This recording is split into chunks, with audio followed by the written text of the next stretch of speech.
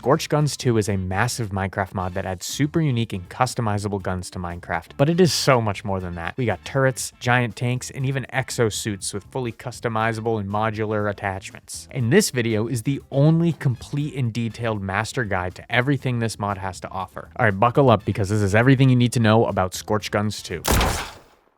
So to start things off, we're going to go through all of the new natural resources that come with Scorched Guns 2, starting with zinc ore. Now, this actually won't necessarily be in the mod unless you use the Scorched Guns 2 brass add-on, because basically Scorched Guns 2, you either add create mod or you add the brass add-on, and it uses the brass from create. But in this instance, we're using the Scorched Gun 2 brass version, so that adds zinc, it's just new ore, and it'll be very useful later. Next is the anthrolite ore, also found in deep slate and regular ore version. This is a very important ore. Actually, all of these are important and you should mine them all, but this is another core ore that you should mine every time you see it. Next, we have sulfur, can also spawn in the nether, very important ore, as well as vehement ore, which is only found in the nether. It's kind of for later tier guns, but also just as important. There's also this new phosphorite stone that spawns, and then within it, you can find rich phosphorite deposits, which you can mine for this cool raw phosphor, and I really like the raw phosphor block. It's got a really cool color to it, a cool vibe, as well as if you put the phosphorite in the stone cutter, you get a bunch of versions like the smooth, cracked bricks, as well as polished phosphorite. Now, also, if you go into the bottom of an ocean, you can find these geothermal vents, and they're shooting off into the air, and all around it, you'll find this stuff called knitter,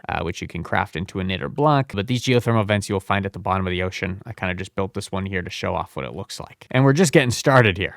Next, it's time for the machinery, because Scorched Guns 2 adds a lot of machines that help you craft the resources and the parts that you need to craft your weapons. Starting with the macerator, you just need a furnace, some smooth stone slabs, and cobblestone, and you get yourself a macerator. This is basically you use fuel and you can grind up different resources or combine them all together. It's very important and core to this mod. So is the stamping press, which is also used with a furnace, a cobble, but then you have 2 iron ingots and a block of iron at the top, and you get yourself your stamping press. Now, over here are actually 2 powered and electrical versions of these, which I will get into more detail later, but we don't really need these now. But they're also pretty simple to craft. So before we get into all the electricity and whatnot, I should just show how these machines work at their core. And we're going to start with the stamping press. So if we go over here, the stamping press, I've set up a bunch of little recipes here. A lot of it revolves around this, the blank mold. So if you take your anthrite ingots and you put them in this little plus shape in the crafting table, you get yourself a blank mold. Now you take this blank mold and put it in the stone cutter. You can make different types of molds depending on what you're going to craft. So for example, if I choose the disc mold here and take it and put it here, I already put a disc mold in this stamping press. But if you have a disc mold in there and take a block of copper, let's just say, and of course you're going to need a fuel source. You can use copper, wood, lava, whatever you want. Anything that works in a furnace will work here. And then you just got to wait for a bit as it pounds down on your whatever you're molding here. Some take shorter, some take longer, but you do that and boom. This here made 2 copper discs because I put copper into the disc mold. And yes, the molds do have a durability on them, so you do have to end up making more in the future, but you can enchant them with unbreaking and whatnot. So the copper discs are actually something I will get back to later, but they're a core crafting ingredient in the polar generator, which makes electricity, which is important, but we'll get to that. Because I want to go over the basic stamping press recipes, like to make gun parts, which is a very core and important part in making, well, guns. So all you have to do is make a gun parts mold in here, then add a block of iron, and you get yourself 2 gun parts per block of iron. So you can also make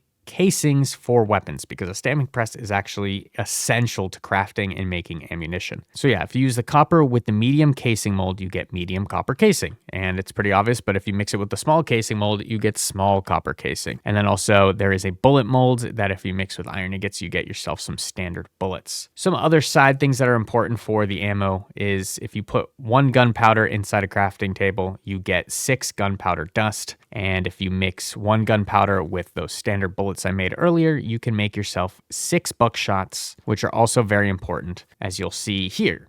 If you mix like that small copper casing we made earlier with paper and a buckshot, you get yourself a shotgun shell, and you get 10 of them. Now, if you take the medium copper casing and add the gunpowder dust and the standard bullet, you get yourself standard copper rounds. And then if you mix the small copper casing with gunpowder dust and a standard bullet, you get compact copper rounds. Now, there's much more ammo to go around, but we're going to start with just those basics for now. So now we've done the stamping press and you've made yourself a copper disc.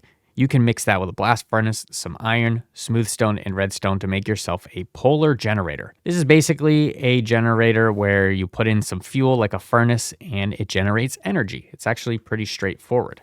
You can use this generator to power the lightning battery. The lightning battery is made with anthrolite ingots, redstone dust, and a block of copper. It's called the lightning battery because you can put a lightning rod connector and a lightning rod on top, and if this thing gets struck by lightning, it actually will fully charge. But you can also just put the polar generator right next to it to charge it up, like I did right here. I tried to make a little setup to show how the powered macerator and the powered stamping press could work together with just a battery, so you don't have to keep fueling them both. These are both fully charged by just sitting next to the charged battery, which is sitting next to the charged polar generator. I know it's getting complicated, but it's actually pretty basic once you understand it. Now, these batteries can actually be used as a machine to create new materials. Like if you just put some redstone inside the lightning battery, it will be converted into plasma, which is very important. As well as if you put some amethyst shards in there, they become charged amethyst shards. As well as there's this new type of ammo called energy cells for energy weapons.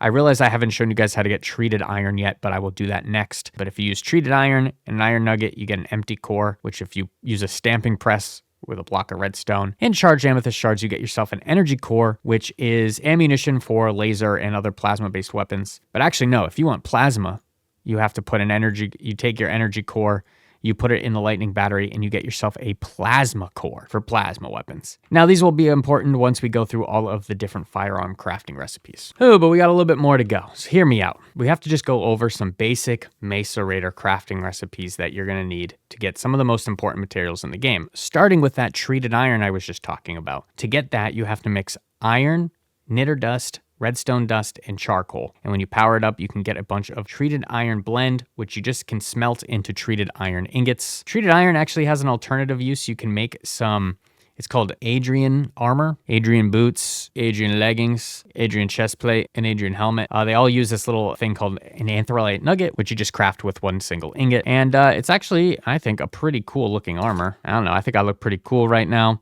It gives almost full armor bars, so it's pretty strong, as well as it has knockback resistance and armor toughness. So I think it's pretty cool and pretty easy to get, but that is just one extra thing you can do with the treated iron. Another important ingredient is when you mine some sulfur, some phosphor, and then you mix it with charcoal and some sculk blocks, you can make yourself some peel, which is just an important crafting ingredient, which we'll touch on later once we get into all the different guns. Also, that raw phosphor can be ground down into phosphor dust, and sulfur can be macerated down into sulfur dust. Now, this is where zinc comes into play. If you mix zinc and copper in the macerator, you get yourself brass blend, which you can smelt down into brass ingots. And this next one is actually super important, diamond steel blend. So if you mix anthrolite, you can either use ingots or raw. With treated iron blend, lapis, and diamonds, you get yourself diamond steel. Now, the diamond steel can be smelted down into depleted diamond steel ingots, which the depleted ingots can be used in a bunch of the recipes. But if you really want to get its full use, you take the depleted ingot and you click on it,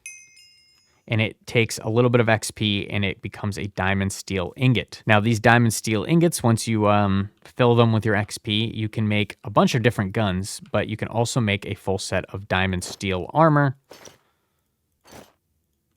which also I think has an even cooler look. And, well, seems like we're pretty strong. This gives more armor toughness. It doesn't have as much armor bars, but I honestly kind of love the diamond steel armor. Okay. So now that we've got a bunch of the basic materials and machines out of the way, it's time to finally get to the guns. And let's start with the gun bench. It's quite simple to make, actually. 2 wood planks, an iron ingot, and flint, and you get yourself the gun bench. The gun bench is kind of like a crafting table, except it has a different grid. And there is a ton of recipes. And luckily, there's a lot of easy ways to remember these recipes, which I will show in a moment here. There's a bunch of different blueprints, and each blueprint kind of highlights a different style and tier of weapon. Antique blueprint here being probably the most basic tier of them all.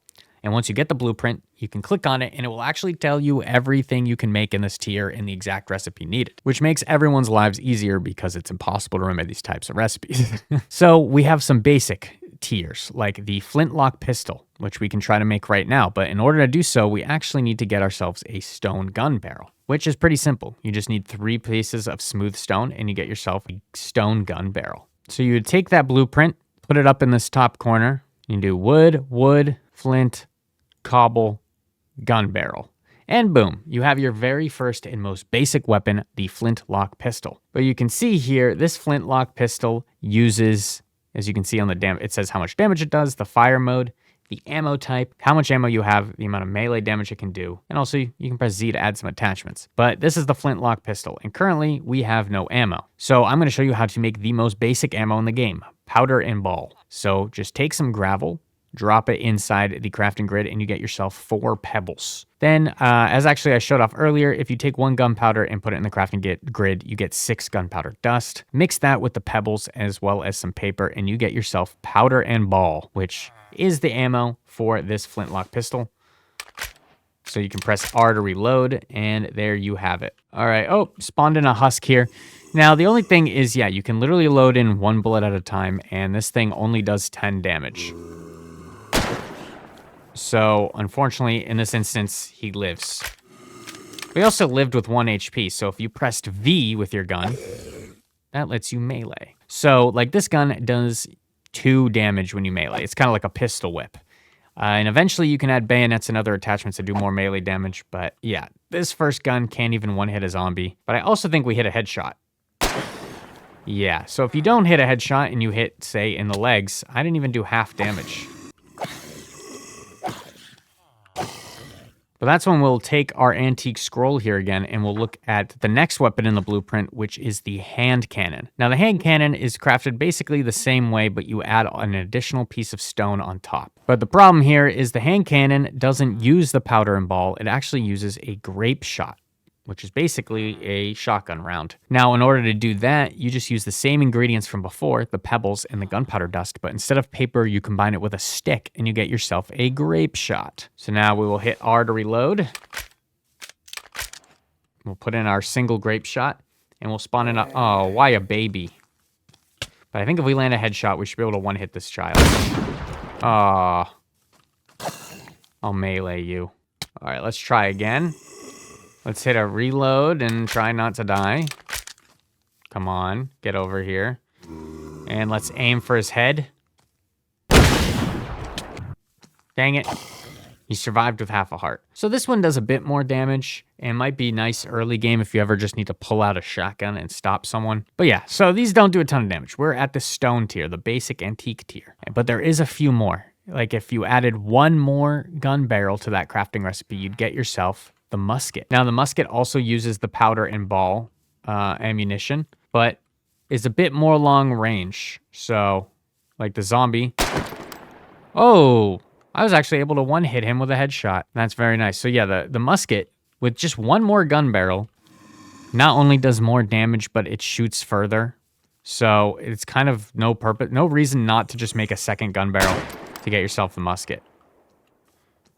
The only problem is, of course, the musket is 1 shot and then reload.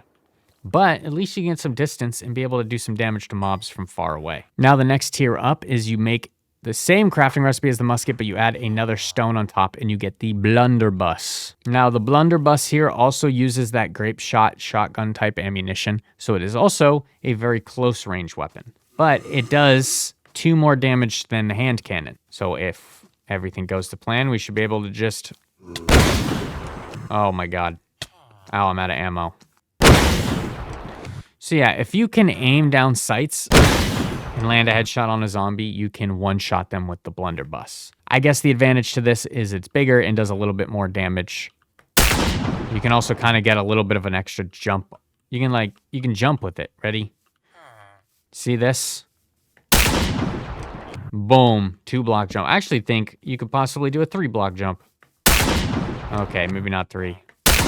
Oh, you can. So possibly you could save this as a movement item if you're feeling crazy. You're fighting a lot of zombies, just hit them with the... Yeah. Yeah, I feel pretty cool up here. So now, if you just add 1 more stone, a little bit similar of a recipe, but you can make a doublet where if you put 2 barrels in the front, 2 things of stone, cobble, flint, and oak planks, you can make a double barrel, which this does more than the hand cannon, but a little less than the blunderbuss. It also uses the grape shot, but the beauty of it is you get 2 shots, which pretty much guarantees you'll kill whatever mob's in front of you. And it takes a bit to reload, but it's honestly not that bad. Booyah. All right, and for the next few weapons, I do have to show off some more crafting recipes. Even though there's a ton of machines that help us create a lot of parts, there are some basic parts we have to create by crafting, including the heavy gun barrel, which is used with anthrolite ingots. You just put them in this pattern and you get yourself a heavy gun barrel. There's the copper gun frame, which is made with copper ingots in this formation. You can also make a iron gun frame in the same formation using iron ingots. There is a firing unit, which uses iron nuggets, anthrolite ingots, and iron ingots. There is a rapid firing unit, which is the same recipe, but you add anthrolite nuggets at the bottom here. There's also a gun magazine, which is important, which is anthrolite nuggets and 2 iron ingots in this pattern. And then there's the empty tank, which is a bucket and iron ingot, which gets you 2 of those. Then there's also the gun grip, which is very simple. It is just 2 planks and an iron nugget. There are so many things in this mod. The reason I'm telling you that is because the next weapon in the antique blueprint is the repeating musket, which you need a firing unit and a gun part, as well as a gun magazine, 2 barrels, cobble, wood, and flint. Now the repeating musket, the repeating musket has 6 bullets in it, which do 7.5 each. And it's basically a semi-auto musket. You can reload it fairly quickly. It still uses powder and ball. Good gravy. Yeah, it still uses powder and ball, but at least you can take out your foes simply. Next, we have the Fencer Long Arm, which is gun parts, firing unit, gun magazine, gun grip, and a stone gun barrel. Also uses the powder and ball ammo and does 6.5 damage a shot. So this has 5 shots.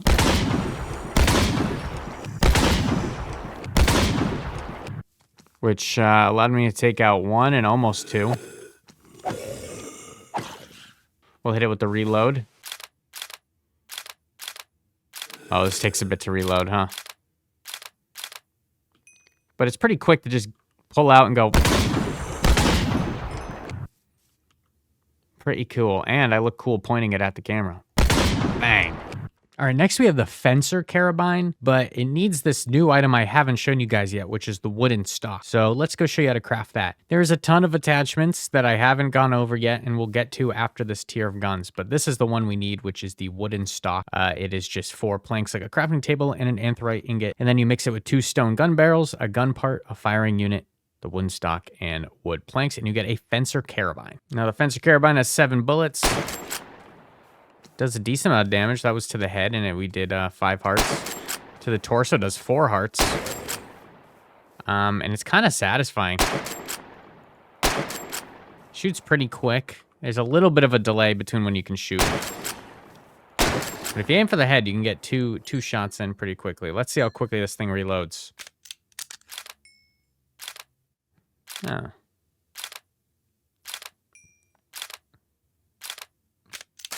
Next, we have the Fencer Thumper, which you need gun parts, a firing unit, a gun magazine, 2 stone gun barrels, oak planks, and a gun grip. All right, and this does 16 damage, but is semi-auto, so let's see. Oh, that almost killed him. Schmack. This actually does more melee damage now. I wonder if it's because it's so huge. Ouch. Ah, okay. But this has 4 rounds in it, so hopefully... Actually, we should be able to shoot both of them at the same time if we back up a little.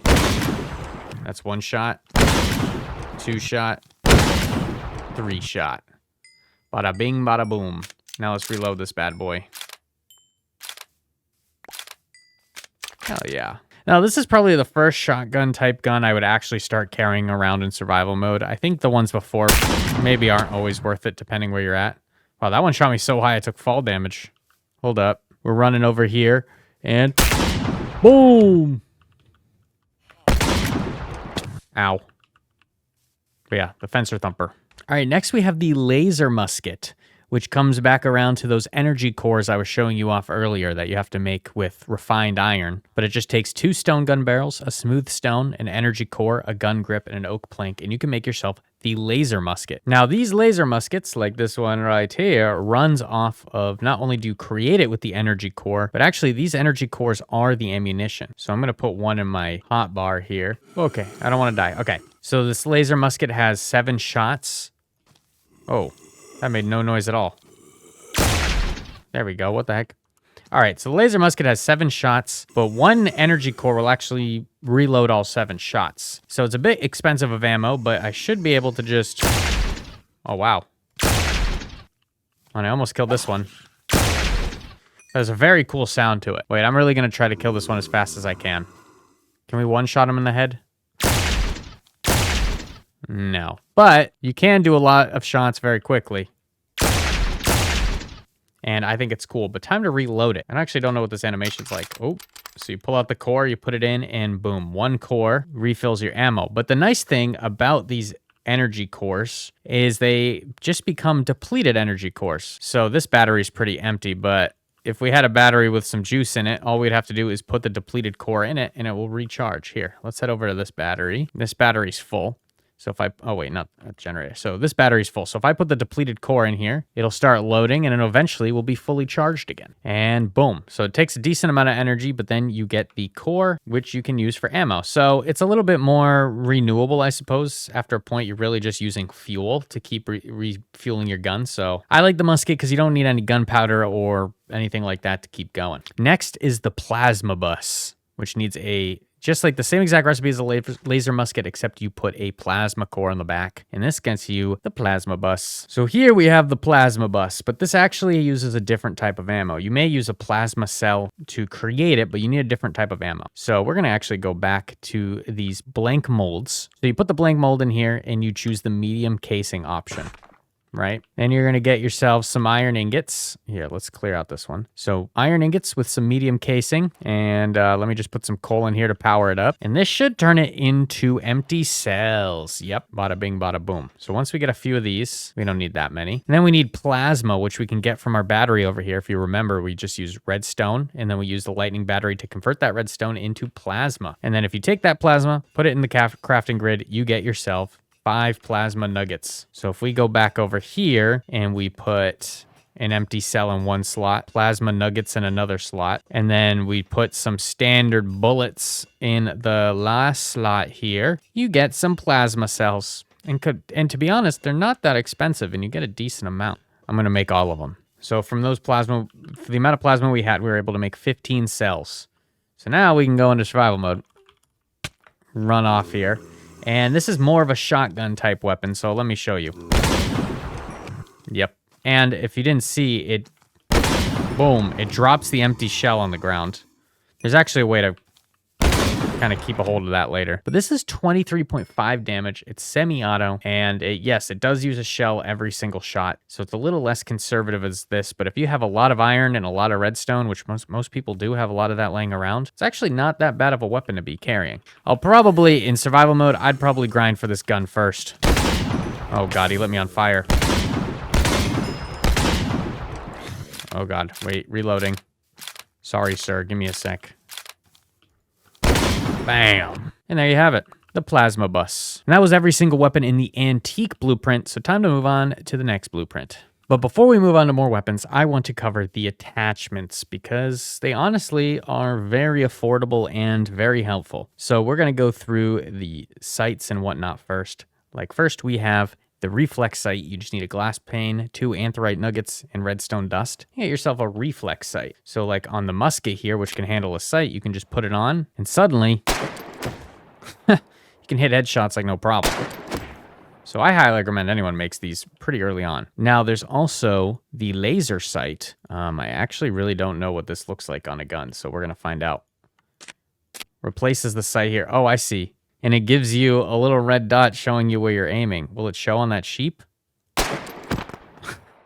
Wait, I really like this. This is probably pretty good for a shotgun where you don't really need to aim. Oh, but if you aim down sights, it's also pretty cool. Wow, I've never used it. But that was also pretty cheap. Next, we have the medium scope, which is 2 glass panes, redstone dust, anthrite ingot, and 2 anthrite nuggets. Now, on a gun like the fence or carbine, you can just throw that on top, and suddenly we kind of got ourselves a little sniper going on. Let's see, we got a sheep over here. Bullets travel kind of slow, but sniped them pretty good. And this has a decent zoom in. I mean, you can see that's what the world looks like here, like this village. We zoom in, we can get a better look at it. Next, we have the long scope, which, by the way, I guess I should be mentioning, they do give stats on how it affects how the gun works. So the long scope will make you aim down sights slower, but it gives you less recoil and less kick. And this one is made with tinted glass, redstone dust, 2 anthrite nuggets, and an anthrite ingot. So if we pop this off the musket, we could throw the long scope on here. And now this one's got a lot of freaking zoom, but also once you're zoomed in, the sensitivity gets turned down a little bit. So I'm like really moving my mouse to turn here. So this is kind of where you'd set up and just boom, headshot people from. But next is the stocks. So like here we have the light stock, which is just an anthrite ingot, 2 sticks and 2 oak planks. And this just helps you aim down sights quicker and reduces your recoil by 10%. These might not sound like a lot on paper, but they do help. And also, like if I throw the stock on this musket here, now it updates the actual model when it's on the ground too, which I think is super sick. So now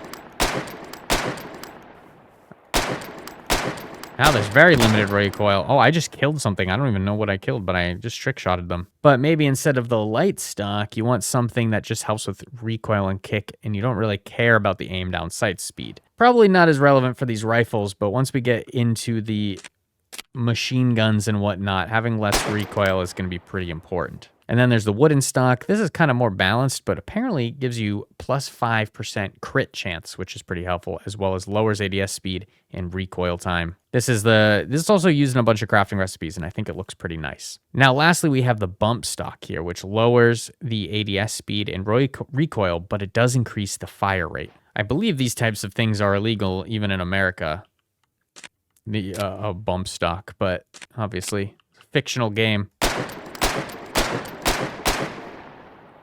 Now you can see now a musket actually needs to be reloaded after every shot, but you can see while I'm in creative mode, whoa, my gun is bugged out. Oh, look at that. I could throw the bump stock on the blunderbuss, because why not?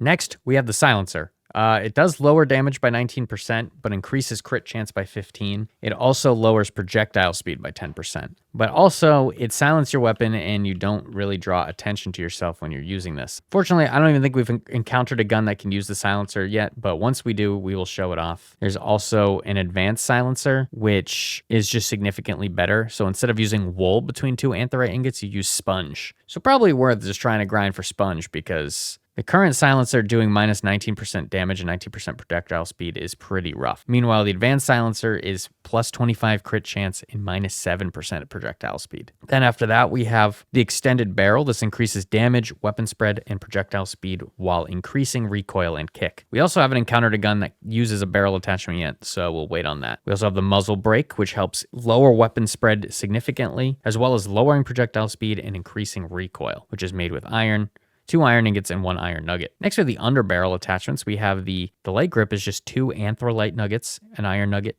and an oak plank. And this helps increase ADS speed while lowering recoil and kick by a pretty significant degree, I should say. So if we put this on the laser musket, look, there's like no recoil on this thing. You know, at the laser musket, I'd probably put a sight on too. I also might even throw on the light stock. Look at, we got a kit out laser musket, which is much more reliable to play with here. But there's also another grip attachment, which is the vertical grip, which slightly lowers ADS speed, but greatly lowers recoil and kick. So for some guns, it's probably worth the trade-off. I don't really think ADS time matters that much, unless you're really in a pinch. But this one, I mean, look, there's like basically no kick with the laser musket anymore when I use that grip. Now, lastly, we have the magazine attachments. We have the extended mag, which is just 2 gun magazines and 2 iron ingots. This lowers reload speed by 40%, but it lowers recoil, lowers kick, and doubles the ammo supply. Don't know if any of these guns can also take magazine attachments, so we'll probably get into that later. Speaking of which, there's also a speed mag, which is an iron ingot, gun magazine, and gray wool, and this increases reload speed, it lowers recoil, lowers kick, and it increases ADS speed. Win-win all around, but we'll have to find a gun that takes these types of attachments, which I think will happen soon once we move on to this next blueprint. See, I showed you guys the antique blueprint, which was easy to craft. There's only really one other blueprint that you can craft, which is the frontier blueprint, which is just paper and leather. Now, this one adds some more like Wild West type weapons, starting with the Pact, which is a revolver, a semi-automatic revolver. You need a gun mag, a gun barrel, firing unit, gun parts, gun grip, an iron ingot, and oak planks. And you can get yourself the packs. So if we go into survival mode, we got some zombies here. Bang. Bang. So it takes 3 shots to the head, but you can shoot it off pretty quickly. Oh, but I'm now noticing this one uses... Here, come on, zombie. I gotta go get some more ammo because we're on the tier of guns that is using bullet rounds now instead of musket shots. So this one needs the compact copper round. See, this is why I showed you guys all of this stuff earlier. So if we go over to where we were making these rounds, not the standard copper round, not the shotgun shell, we're looking for this one, the compact copper round. So all you need is the copper casing, gunpowder dust, and standard bullets. You get a bunch of these compact copper rounds. So now let's give it a reload. Boom. It looks like my little zombie friend disappeared, but I did make a cool discovery that this Pact gun uses barrel attachments. So if we press Z here, we can throw on the silencer. And now it's much quieter. Now this is also the advanced silencer, so this one lowers projectile speed but increases that crit chance pretty high. Now the packs can actually also take a stock and a sight, so if I put the wooden stock and the sight in a silencer, suddenly we kind of have this cool silent weapon. Hold on, let's give it a reload. All right. How much damage does that do? That was 4 hearts. That was 6 hearts because we have an increased crit chance. So now this gun just has a good chance of doing more damage. And to be honest, this is a very good early game gun. But let's keep moving with the Frontier Blueprint. Because after the packs, we have a gun called the Winnie, which you need a gun grip, a gun barrel, iron ingot, gun part, firing unit, and 2 planks of wood. So the Winnie here uses the same type of small compact copper rounds as the packs. It also has 4 attachment slots, so we might check that out. But, oh, this one drops the casings when I shoot them. Which is something we need to be wary of. Okay, that was doing 5 hearts a shot, which is pretty nice. It does do 2 more damage, and it's considered a rifle rather than a pistol. So if we take all these attachments off our pistol and put it onto the rifle here, which we can actually even afford 1 more. So we'll put the light grip as well on here. Now I should mention, the Winnie has durability as well as these attachments have durability. And I will show you there is a way to repair them. All right. Oh, I gotta reload. So we got 8 shots in here. I only was able to put 6 because that's all I had.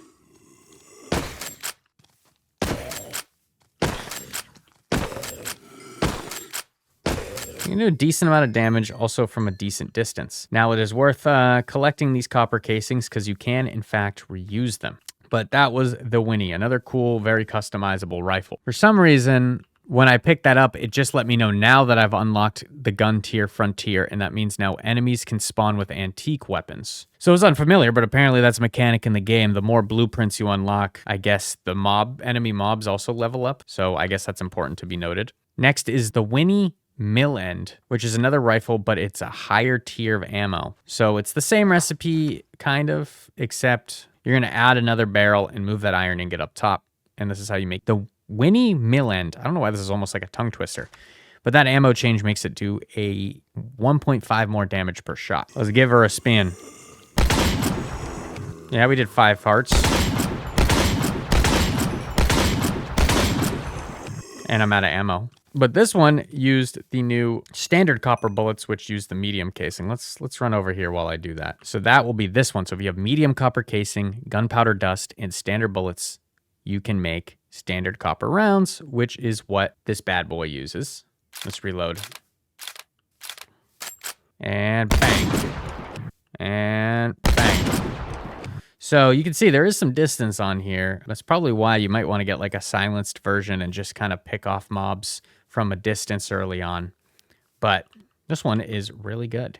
Next, we have the Red Radar, which is made with an empty tank, gun parts, a gun barrel, gun grip, and 2 oak planks, and we get the Red Radar, which this uses standard bullets. Okay, so this Red Radar is actually an air rifle, and if you can see right now when I use it, it does 1 damage because it uses these basic standard bullets, the ones I made over here out of iron, just the plain standard bullets.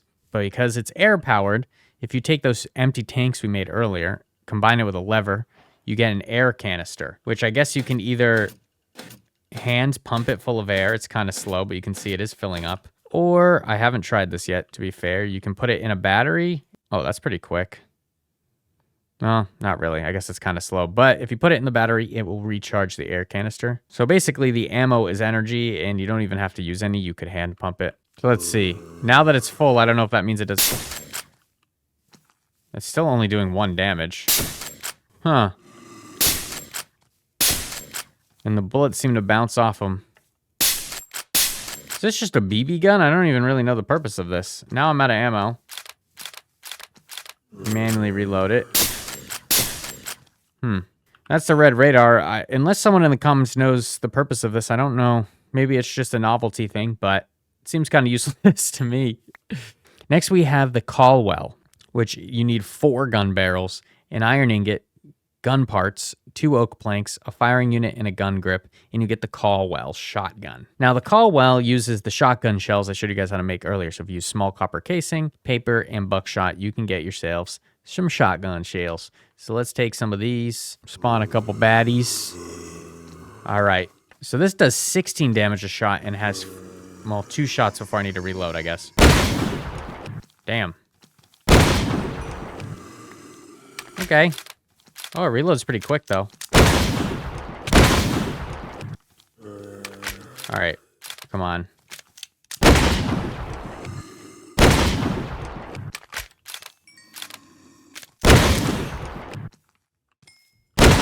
Oh, there you go. It's a Caldwell. Honestly, I don't think it's a significant upgrade from the other types of shotguns we've used. And also the other types of shotguns we used weren't as expensive ammo. So the Caldwell, I don't mind, but it doesn't seem like a far upgrade from some of the antique tier weapons.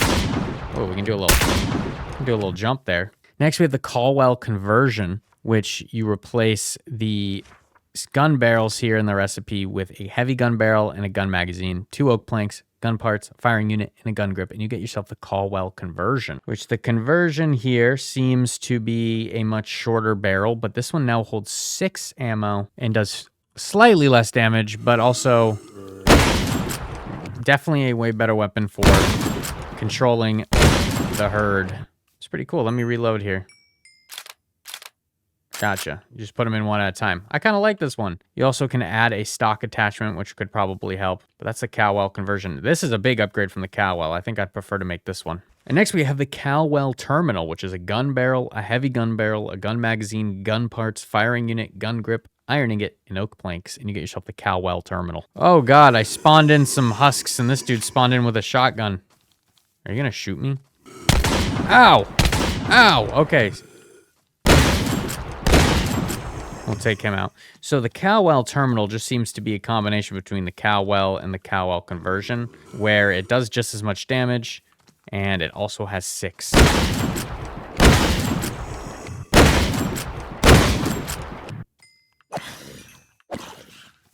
I'm gonna hit you with this. Huh.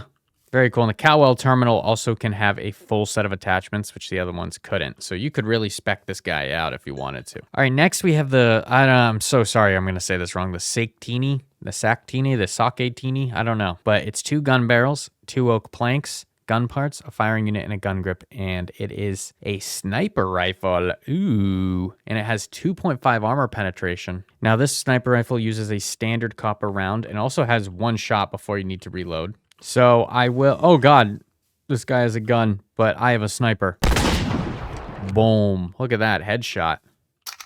So let's give her a reload. That's a pretty quick reload. Makes sense for a sniper. It also can handle all the attachments. An extended barrel could be fun. This would make it even longer range. Then I'll put a wooden stock on it for the increased critical chance.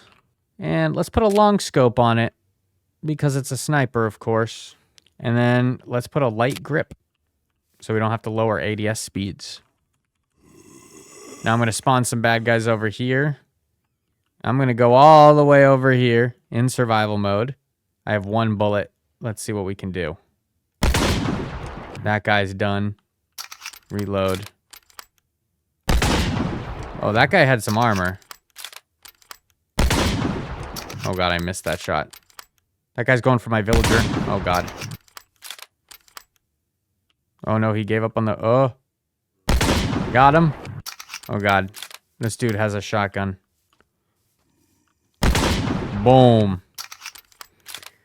Alright, this might be my favorite one so far. A sniper rifle where you can just kind of pick mobs off. It's kind of ideal. Also, it has armor penetration, and it has an advantage against illagers. I should mention that all of these Frontier ones seem to have an advantage against illagers. So, you know, take these to a raid.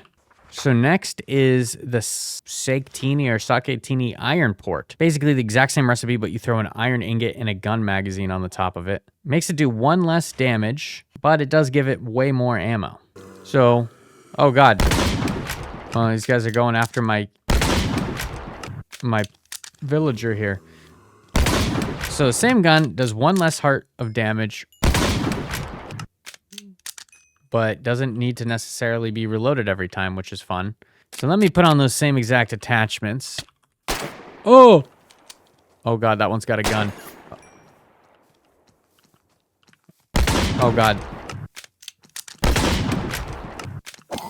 Had to melee the baby. Okay. We got this armored zombie coming after me. Hit him in the head. Oh god, I gotta reload. Oh. How'd that miss? Okay, headshot him. You know what? We'll go in for the no-scope. And the melee. Boom. So this is the iron port. I don't know if it's worth the ammo trade-off, to be honest, because between every shot, you still kind of have to, like, reload it. It's just slightly faster reloading. Like, it maybe is a half a second quicker with the iron port, but I don't think it's worth doing less damage. So honestly, I think the original is better. And then lastly in this tier, we have the big bore rifle. It uses 6 heavy gun barrels, oak plank, firing unit, heavy gun part, and a gun grip. Now, it should be mentioned, this is kind of a novelty weapon. As you can see, it is massive, like huge, and not very practical. It also uses a type of ammo I haven't gotten to because it is actually the most expensive ammo in the game. It's called the Osborne Slug. We're going to encounter this more later on. There's a couple of super powerful guns that use it. And the Osborne Slug requires a nether star fragment and some netherite-based powder, which we will get to later. I don't even really know why it's in this tier, simply because, but I guess I will show you guys how it works just to show you what's to come later in this mod. It does 74 damage. I think the real novelty is like how I was jumping with guns earlier. Yeah, you can jump like 30 blocks. So I know this is an educational showcase, but I want to try a little trick shot. See this little husk here? Oh god. Oh. It only did 1 heart because I used some random gun. Anyways, that's it for the Frontier Blueprint. So the next 3 blueprints we're going to cover, you can get from this villager, which is the Gunsmith. Now, the Gunsmith is just a villager set up with a gun table here. And he has a bunch of trades, including some attachments, various other things. But the main thing here is the Copper Blueprint, the Iron Blueprint, and the Wrecker Blueprint. Before I go over all these 3, I have to introduce a couple more crafting items, starting with treated brass. So treated brass is if you take brass, blaze, nether quartz, and redstone dust, you grind it up, you get treated brass blend. And then you can just smelt that into treated brass ingots. You can make stuff like the treated brass gun frame, which will be used a little bit here, as well as the treated iron gun frame is something we'll be making a lot of guns with as well. But treated brass can also be turned into this really cool looking armor. Look at the legs. Give you like an undershirt with this one. Boom. I think the armor looks really sick. Let me go in survival. I have half a heart, good lord. But this armor nearly gives you full armor, and it gives you 2 knockback resistance across the board. So that's pretty cool. And I think this is one of the coolest looking armors in my opinion. But I should mention that brass does not only come in with the mod that I have that turns things to zinc. We also have these new bad guys that spawn in that can drop ancient brass, including the Cog Knight and, well, here, let's go up to the Cog Knight. Hey, buddy. Oh! He's kind of tough. He carries a sword. And he'll drop that beacon, and if you don't shoot it, these guys spawn in. They're little sky carriers. They aren't very strong. Let me take off my armor. Okay, it does a little bit more, but they're pretty weak. Oh god, I'm out of ammo. Boom. Both the knight that I killed earlier and this guy here dropped some ancient brass, as well as this dude dropped advanced rounds and compact advanced rounds, which I was just about to show you how to craft. But yeah, so ancient brass in some instances in this mod can be used in place of regular brass. And like one instance is if you are going to make some casings. So small brass casings can be made with ancient brass or from brass ingots. I mean, in this instance, I'm making medium brass casings, but there's also large brass casings. And all of these casings can be made with either ancient brass or the brass ingots that you make from zinc and copper. So there's a few sources of that. But if you make the small brass casing and combine it with these new hardened bullets, which are just anthrolite ingots with a bullet mold, you get hardened bullets. You combine the small brass casing, gunpowder dust, and those hardened bullets, and you get yourself compact advanced rounds, which are pretty common in a lot of these guns, as well as if you use the medium brass casing and do the same recipe, but using the medium one, you have advanced rounds. These are going to be very important with these guns we're about to cover. Now, there's also another round you can make with medium brass casings called the shatter round, and it uses this thing called flechette instead of a bullet. Now, flechette is if you take a treated iron ingot and you put it in a stone cutter, you can cut it up into flechettes, like these little nails, I guess. And when you put that into a crafting table, you get 9 needles, which I think the needles are used for a different crafting recipe, but if you use the flechettes here, you can make a nail bomb, which uses some glass, gunpowder, and these new nails you've made. And you can throw it, and boom, like that did 8 damage there, but it also does damage in every direction, as you can see. Interesting. So you can make 9 needles with 1 flechette, but I'm now realizing it doesn't have any purpose besides making flechette again, so do with that as you will, I guess. So yeah, as well as the Cog Knight that we fought earlier, this is a Cog minion. This one I just have on display. He also will drop... Well, this one dropped 3 ancient brass, and then he dropped some anthrolite nuggets as well. So here's the Cog minion. I'm going to spawn in a couple of them because every time they spawn in with a different weapon. So they just chase you with whatever they got. Oh, I don't have ammo. Melee, melee, melee. Okay, I have an iron sword I'll fight them with. They don't have a ton of health, and they're not particularly good, but they can't... Oh, God.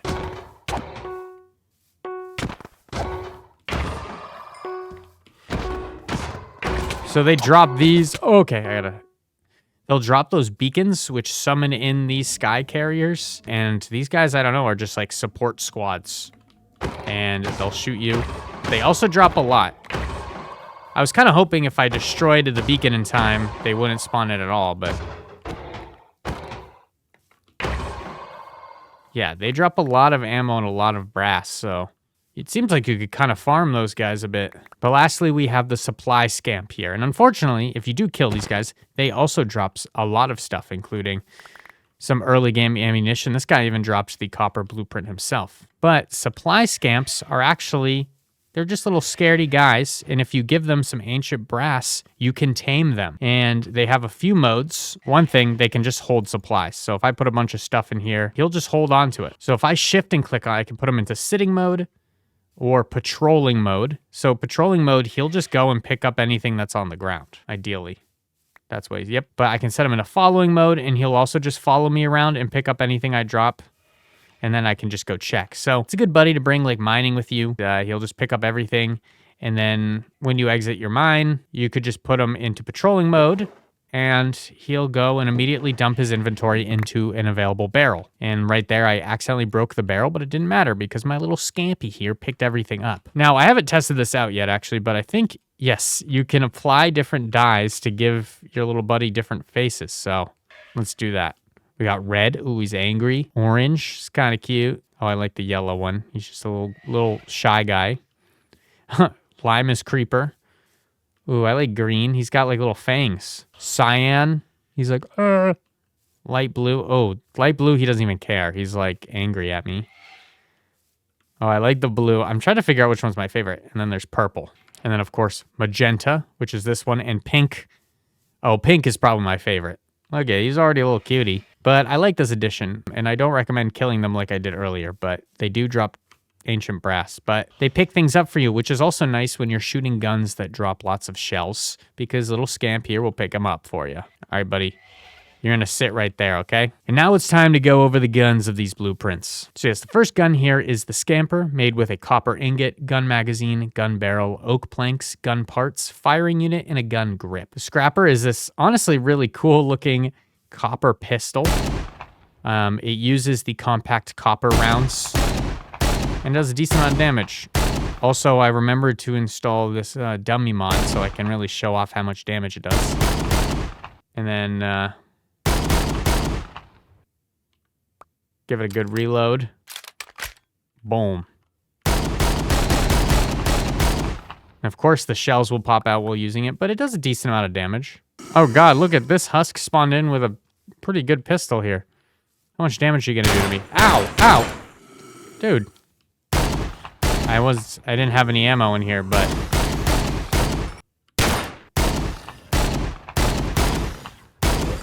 It's 3 shots to the noggin. This gun's pretty quick, but only has 8 rounds in it. Next, we have the Rusty Gnat, which is a copper gun frame, gun parts, copper ingot, rapid firing unit, oak planks, gun barrel, gun mag, and gun grip. Now, this one is automatic and has 14 rounds in it.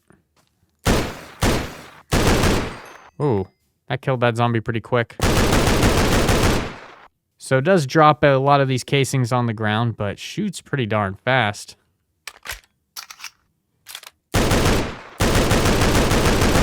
There's a lot of recoil to this guy, but I'm certain if we got some good attachments, this thing could be crazy. So I put a muzzle brake on it as well as a wooden stock. Now it looks like a totally different gun.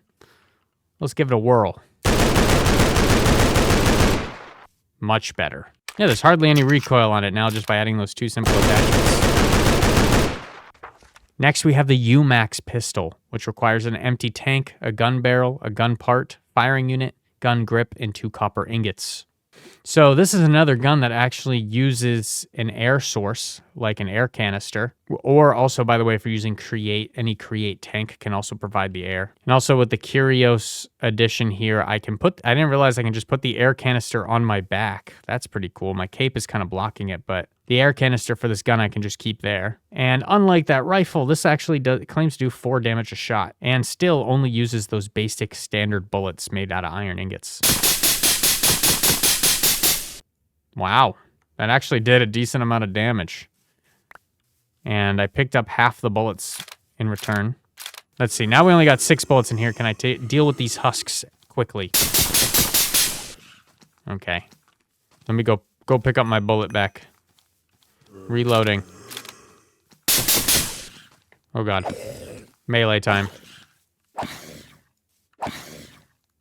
Oh, I picked up 1 bullet. Boom! And this one, you can also put a stock and a scope on it. To be honest, this makes way more sense than that air rifle than earlier. Sure, it only does 4 damage a bullet, but it is extremely cheap and uses a renewable power source and has the cheapest ammo in the game. I'm a big fan of the UMAX. Next, we have the makeshift rifle, which is a gun barrel, oak planks, gun magazine, gun parts, firing unit, gun grip, copper gun frame, and a copper ingot. That gets us the makeshift rifle. Now, this one uses a standard copper round. Actually does some pretty decent damage. Ow. Oh.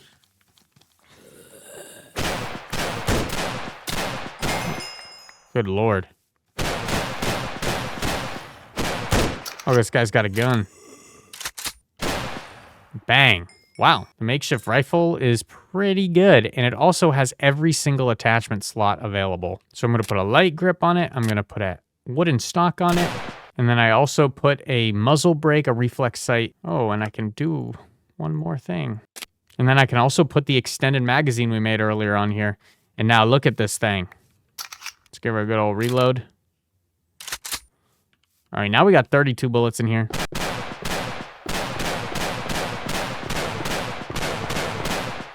So it might not be automatic, but oh god, these guys got guns. Let's see how quickly I can take out these 4.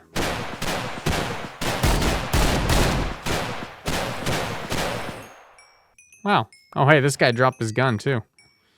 he dropped the scrapper. So that was the makeshift rifle. Very cool and super customizable. Next, we have the boomstick, which is 2 copper ingots, 2 gun barrels, gun parts, firing unit, gun grip, and an oak plank. This uses shotgun shells. That did 20 damage. Let's see. Hello, zombie. We got... Oh, this has 6 shots. Huh. Ow, that one just shot me. Oh my god, this guy has full armor. What the... Holy crap. What the... This husk spawned in with full diamond steel armor and a diamond steel rifle. And he dropped none of it. Alright, well, let me reload this thing real quick. Oh my god, look at this baby zombie has a gun, and he's running away from the adult zombie. Oh my god! What am I witnessing? Hope that settled the dispute. Wow, this thing does some damage, and it has a lot of customizable options. Big fan of the boomstick. Next, we have the bruiser. Uses a gun barrel, heavy gun parts, firing unit, 2 copper ingots, oak planks, and a gun grip, and we get the bruiser here. I got an achievement for getting this gun. Oh, this one uses ramrod ammo, which I haven't shown you guys how to make yet. But it has an advantage against the undead.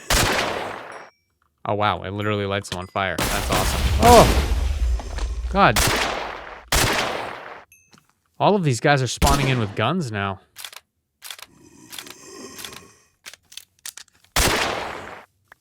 That is crazy. Okay, well, now I'm going to have to show you guys how to make the ramrod ammo. I didn't realize we were up to new ammo types here. All right, but there's 3 guns left in the copper tier. Next, we have the LLR Director, which is 2 gun barrels, 2 planks, copper gun frame, copper ingot, gun parts, firing unit, and a gun grip. And we have the LLR Director, which uses the standard copper rounds. It's semi-automatic and does 13 damage.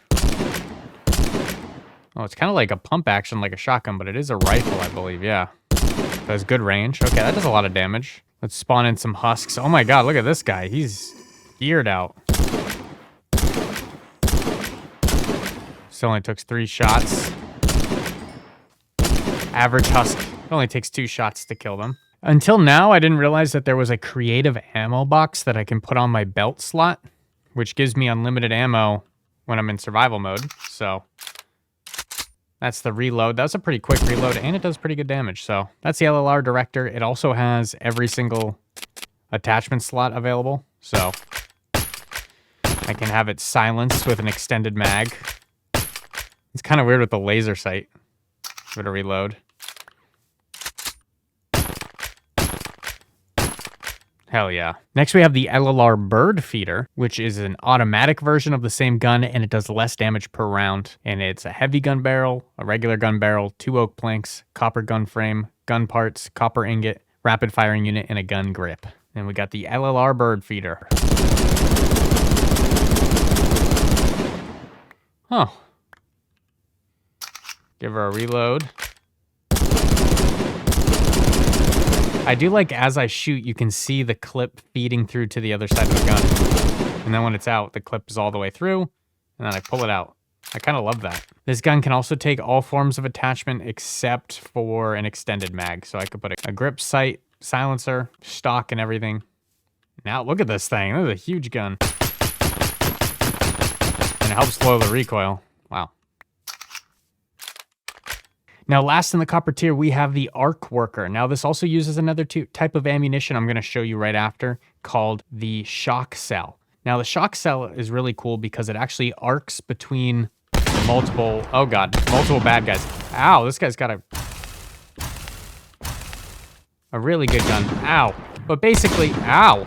I have to kill him. Damn, he's going to kill me. I had no armor, I guess. So, the arc... Yeah, let's go into creative mode so I can show you. The arc rounds will actually go between enemies. So you can see, even though I'm shooting the dummy, it's going to arc over and still hit the husk there. So it's perfect for a crowd, especially if you're clearing out dungeons and you got spawners. Kind of just really kind of deal with them pretty quickly. But it uses this ammo called a Shock Cell. Now, the Shock Cell actually has other uses, which we'll cover more later, but this mod does come with turrets. And there are dungeons that have turrets, and the only way you can disable them is using shock cell ammunition. There's actually no other ammunition that'll stop a turret besides just destroying it. But it says it does extra damage to water, which I'm going to assume means drowned. It also sometimes gives slowness, like this dummy has slowness for 10 seconds. Pretty cool stuff, and it does a decent amount of damage. I don't hate this gun. I think it's pretty good. Okay, now that we're done with the copper guns, it's time to do another round of crafting recipes and new types of ammunition. Because some of those copper guns, like the Bruiser and the Arc Worker here, use two new types of ammunition, so we have to cover that. The Bruiser here uses a ramrod round, which is actually made using that peel substance I showed you how to make earlier. If you put that into a crafting bench, it turns into peel dust. And then you need to use new diamond steel casing. So those diamond steel ingots you can turn into casings as well. Luckily, they can be depleted diamond steel ingots. It doesn't matter if you've put your XP into them or not. So you can use that with a small casing mod or medium casing mod. But for the Beowulf round, you need the small casing. So to get the Beowulf round, you need treated iron nuggets, a small diamond steel casing, and this new material called nitro powder dust. Now, this is actually pretty expensive. So nitro powder dust is made when you combine a bunch of netherite scrap chunks, which you get from, which I'll show you, which I should mention that one scrap yields 9 chunks. So this takes almost half of a netherite scrap. If you combine that with knitter dust, phosphor dust, sheol, which I'll show you how to get that, peel, and gunpowder, you get yourself 9 nitro powder, which is a very powerful explosive powder that's used for some of the end tier ammunitions. Now, I should mention also that if you grind down ancient debris in a macerator, you get 2 netherite scrap from it. So you can get double the amount of netherite scrap using this mod in the macerators than you can in vanilla. So something to keep in mind. But to get that sheol I was talking about, this is also going to be used in a few recipes going forward. You just got to mix sulfur, glowstone, gunpowder, and blaze in a macerator, and you get yourself sheol. I don't know if I'm saying that right or not, but if you put this into the crafting grid, it also gets turned into sheol dust. Whew, there's so much in this mod, but I love it. Also, just because we're going over the diamond steel stuff, if you use the medium diamond steel casing with gunpowder dust and a hardened bullet, you make Gibbs rounds, which are just stronger than advanced rounds. I don't think we've encountered any guns that use them yet, but these will be useful in the stronger guns. Now, I figured since I don't have to keep stopping to show you guys more ammo, I would go through the rest here. So there's actually one more type of casing you can make, which is using iron ingots. You can make large iron casings and small iron casings. If you do use the medium casing mold, you get empty cells, like I showed off earlier with the plasma cells. But there is different types of cells you can make, including the shock cells that the Arc Worker uses. I don't know why I put this crafting twice, but anyways. And using these new iron casings, like if you mix a large iron casing with nitro powered dust and a nether star fragment, you can get those Osborne slugs I was showing you earlier. This is the most expensive ammo in the game. It doesn't get more expensive than this. To make nether star fragments, all it takes is 1 nether star and you get 4 nether star fragments. So it's still, you can only get like 4 slugs per nether star. So it is very valuable. And then this is the ramrod round, finally, which is the small iron casing mixed with some peel dust and a treated iron nugget, and you get yourself the ramrod rounds. Now, any gun that uses ramrod, like the Bruiser we showed off earlier, does extra damage to the undead, like zombies and skeletons and wither skeletons, which is honestly most of the mobs, so pretty valuable ammunition here. Now, using the iron casing, you can also make rockets. If you mix it with the sheol and hardened bullets, you can make a bunch of rockets, which are useful later. Same with the hog round. If you mix small iron casing with sheol dust and gold nuggets, you get a hog round, which will also be useful later in some nether-based weapons. And then the small iron casing, gunpowder, and iron nuggets make microjets, which are kind of just like smaller, less explosive rockets that are actually used in the next blueprint, so remember these recipes. To make a shock cell, like I showed earlier, if you put iron ingots with a medium casing mold, you get empty cells. If you just put those empty cells inside of a lightning battery, you can get shock cells. And that's exactly what we were using with the Arc Worker here, and it's going to be pretty useful later, especially with the being able to disable turrets. So it uses a little bit of electricity, not a whole lot, but, and also just so I can cover it, there is another type of cell you can make called the Sculk cell, which is just empty cell with peel and a standard bullet. There are some Sculk cell guns later. So remember the recipe. And then lastly, if you take that new nitro powder dust, mix it with 2 buckshots and a raw phosphor, you get nitro buckshot. And with nitro buckshot, medium brass casing and paper, you can make bear pack shells, which are just super high powered shotgun shells that'll also be useful later in the video. So that is a bunch more ammo. And when you have a lot of ammo, you need a place to store it. Starting with the empty casing pouch. This is actually a device that you can use to catch the shells that fly out of your gun. So 4 leather, 2 iron nuggets, 2 gold nuggets, and paper, you get it. And to install this mod, you're already gonna have Curios installed, like I have my creative ammo box here. But in my other belt slot, I can put this casing pouch. As you can see, it's on my back. And if I go into survival,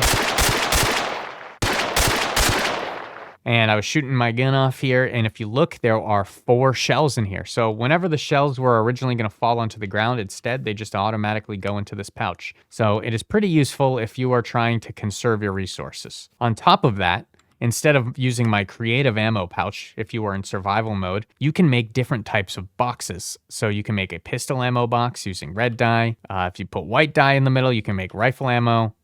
Green makes shotgun ammo. Black makes magnum ammo. And then there's energy ammo, which uses different recipe, but that's copper, iron, and anthrite nuggets. And you get the energy ammo box. There's also the rocket ammo box, which is all iron with nuggets on the top. And then the special ammo box, which is all wood with iron at the bottom. So these, you kind of have to pick what type of gun you're going to run with, I suppose. But let's just say you were running a pistol. So you just go and you put it into your belt slot here. And then you could store 2 stacks of pistol ammo inside of this box and then put it on your belt to save 2 slots within your inventory. Especially if you have the case catcher too, then you don't even have to worry about your ammo taking up your inventory space, which is pretty important. And if I turn my cape off here, you can see they kind of just sit on my belts behind me, which kind of looks cool. Now that we've covered all of that, it's time to go through these blueprints, man. Finally, on to the iron blueprint here, another one that you could get from the villager. And I forgot to show you guys this cool little feature in the mod called the gun shelf. It's a simple thing just made of the paper, 2 iron nuggets, 2 oak slabs, and it's, well, a shelf that can hold up some guns. So these are the next few guns in the iron tier. So let's start with the first gun in the iron blueprint, which is the Defender pistol, made with a gun magazine, a gun barrel, gun parts, firing unit, gun grip, iron ingot, and an oak plank. And it is this pistol. It uses compact advanced rounds. Wow. Oh, you can click that really fast. Let's reload it. Oh, it reloads pretty quick as well. Okay, I'm a fan of that.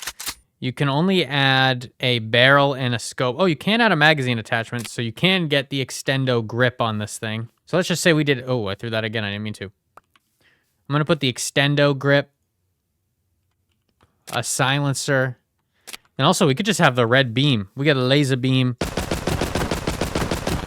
Wow, you can shoot this thing fast. Oh, God.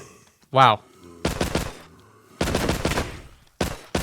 Damn, that guy was sniping me.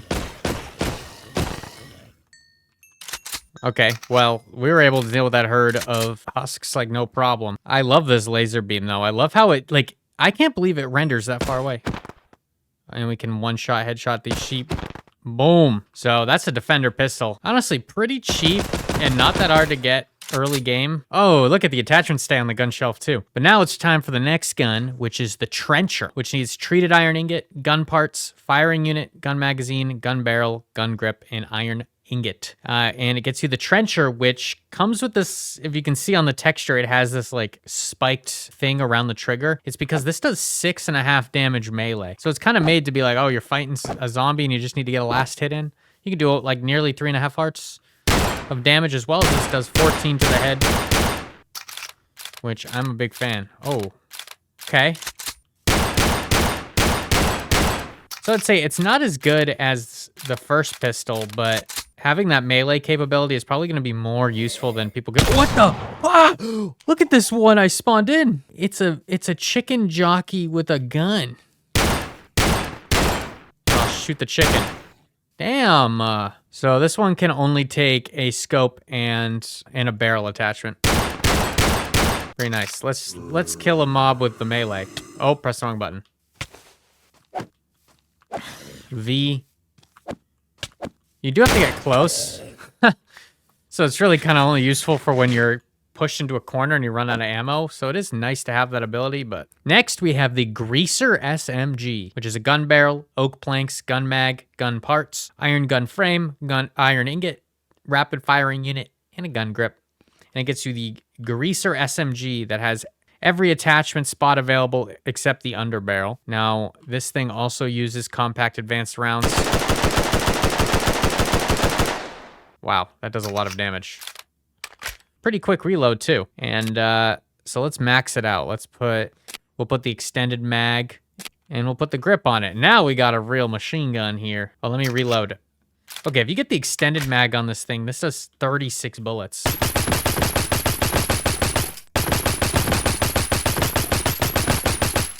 Wow.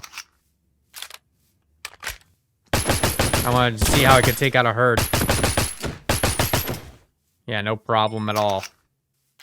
Wow. Well, that's the Greaser SMG. Next, we have the M3 Carbine. It has a gun barrel, oak planks, gun magazine, gun parts, iron gun frame, firing unit, iron ingot, and a gun grip. And that gets you the semi-automatic M3 Carbine. It has 19 bullets in it, but it does do 11 damage flat. It's not automatic, but has pretty good damage output. It also has every single attachment spot available, meaning you can do a sight, a silencer, a stock, a grip, and an extended magazine.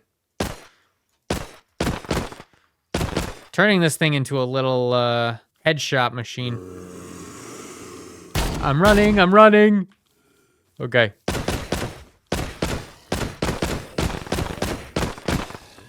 And look at that. Like, no problem. Well, the M3 Carbine is good. We're really getting into some pretty strong weapons now, which is awesome. But after the M3 Carbine, we have the M3 Marksman. It's a precision variant based on the original one. And it's pretty much the same exact recipe, except you add a heavy gun barrel at the end and an extra iron ingot, and you get the M3 Marksman. All right, here we have the M3 Marksman. Now, this actually uses those shatter rounds I was talking about, which does splash damage. You can see if I shoot this one in the back, it actually does some damage to the other dummies. Oh, in that instance, even giving bleeding. So this is made for fighting crowds. It also can get every single attachment. Okay, so you can do a lot of damage to a bunch of enemies. Oh, God. So let's try to take out this herd.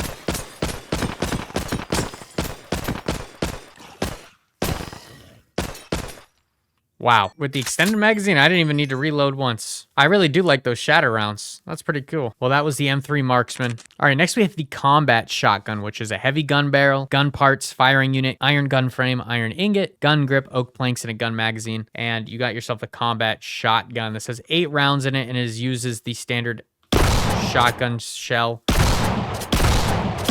If you're back here, you can hit all of them.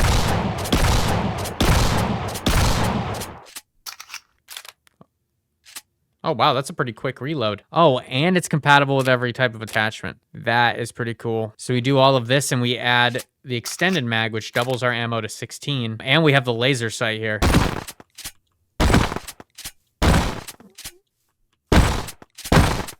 Seems to do a lot of damage. It's hard to tell. We'll have to summon some...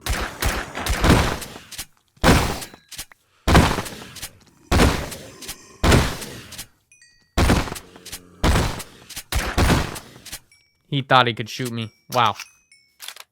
This is probably something I'd be running through the caves with. This shotgun is pretty nice. That is the Combat Shotgun. Next, we have the Venturi, which is the same as the Combat Shotgun, but you use a regular gun barrel and you replace that magazine with an empty tank. And you get the Venturi, which seems to be an air-powered shotgun.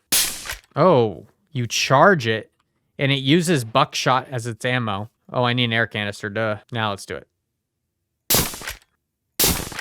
Seems to do a decent amount when it's charged. It does 15 damage, it claims.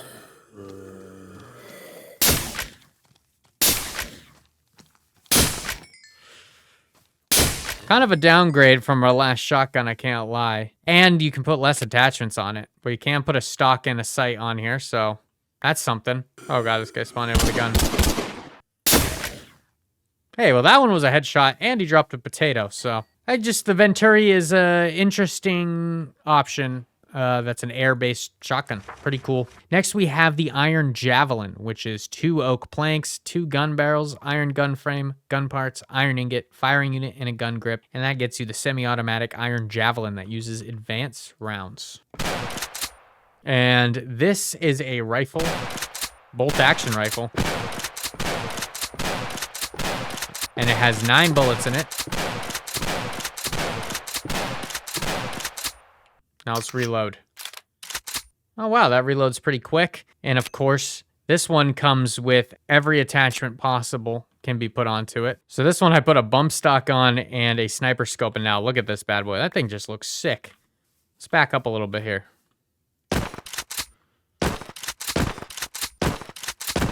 And you can shoot pretty quick.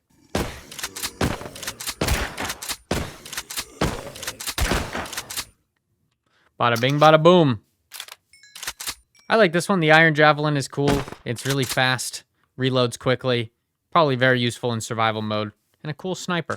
Next, we have the Iron Spear, which is kind of the same crafting recipe, except the gun parts in this gun barrel get replaced with heavy gun parts and a heavy gun barrel. The advantage is against heavy, and it does 4 armor penetration. And this one uses the Gibbs round we talked about. It has 7 rounds in it. Does a ton of damage.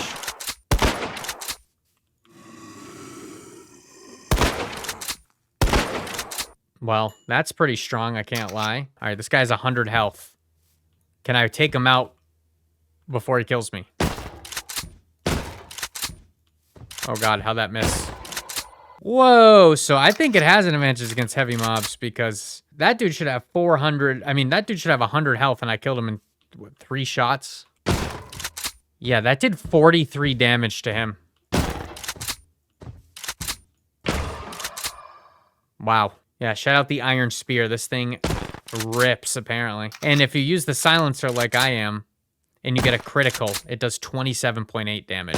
Which it seems to have an increased crit chance, because that is crazy. All right, this is called the Auto Mag, but with a V in there, so I don't know how to pronounce that, honestly. But you need iron ingot, heavy gun barrel, gun magazine, heavy gun parts, treated iron ingot, firing unit, and a gun grip, and you get yourself the Auto Mag, which uses ramrod rounds and does 15 damage. All right, the Auto Mag. Damn, this one does 15 a shot. It only has 6 bullets. It can take an extended magazine, which would get it up to 12 bullets. I could also put a silencer on it. I could put the sniper scope on it. That's funny. All right.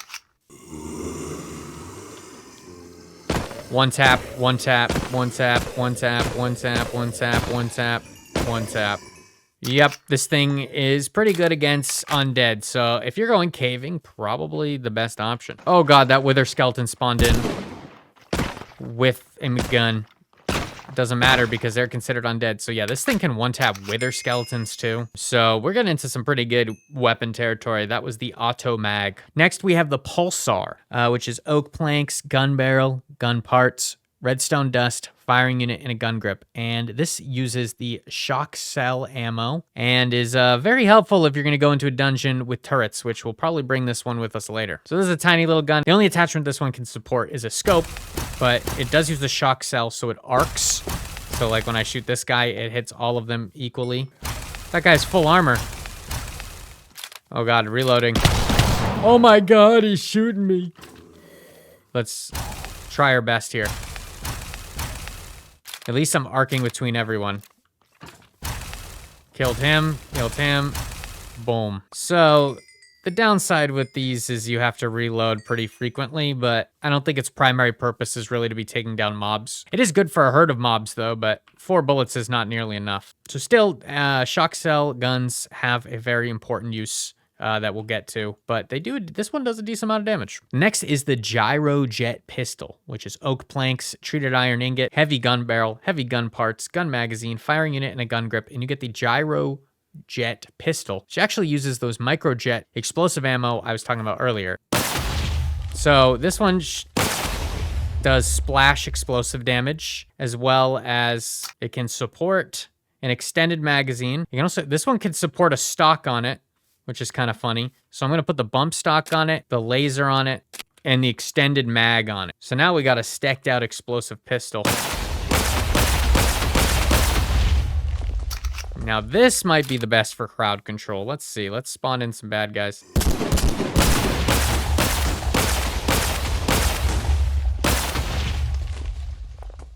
Wonderful. Bit of a more ridiculous option of a weapon, but I'm a big fan of the gyro jet. I could see this being very helpful. Next, we have the Brawler, which is 2 heavy gun barrels, a treated iron ingot, heavy gun parts, a firing unit, and a gun grip. And it gets you the Brawler, which actually shoots those Bear Pack super OP shotgun shells I was talking about. So let's use it. Whoa. This one claims it does 25 damage, and you can only shoot 1 shot at a time.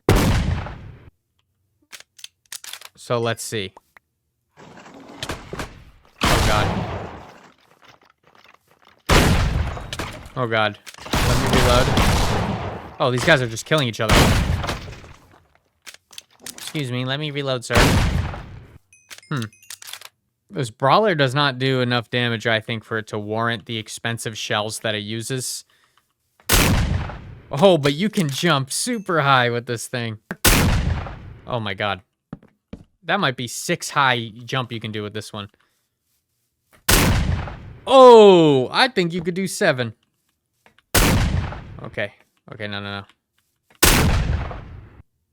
I did it.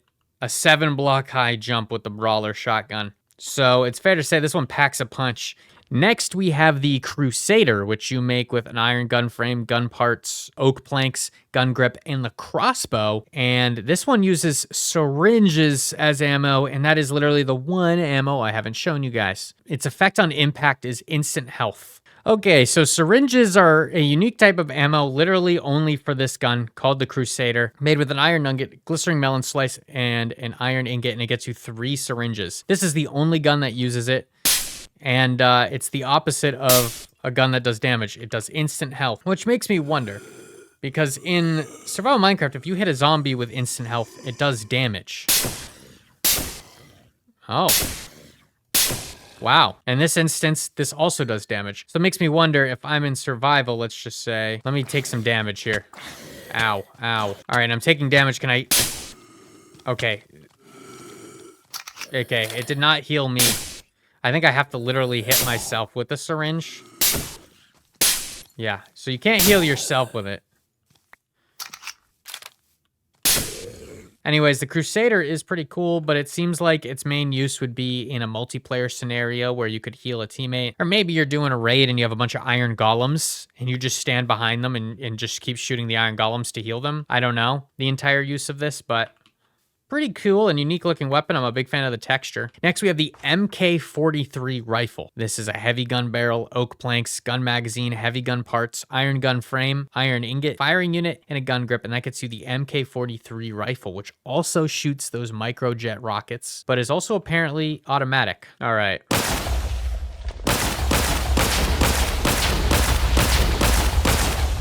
Wow, that did a lot of damage. I like the fire shooting out of the sides when you shoot the rockets out. So this can support an underbarrel attachment, a stock attachment, a scope attachment, and a magazine attachment. We put a bump stock, which will increase the fire rate, a light grip, and an extended magazine. So this thing can hold 20 rounds in it, 20 explosives.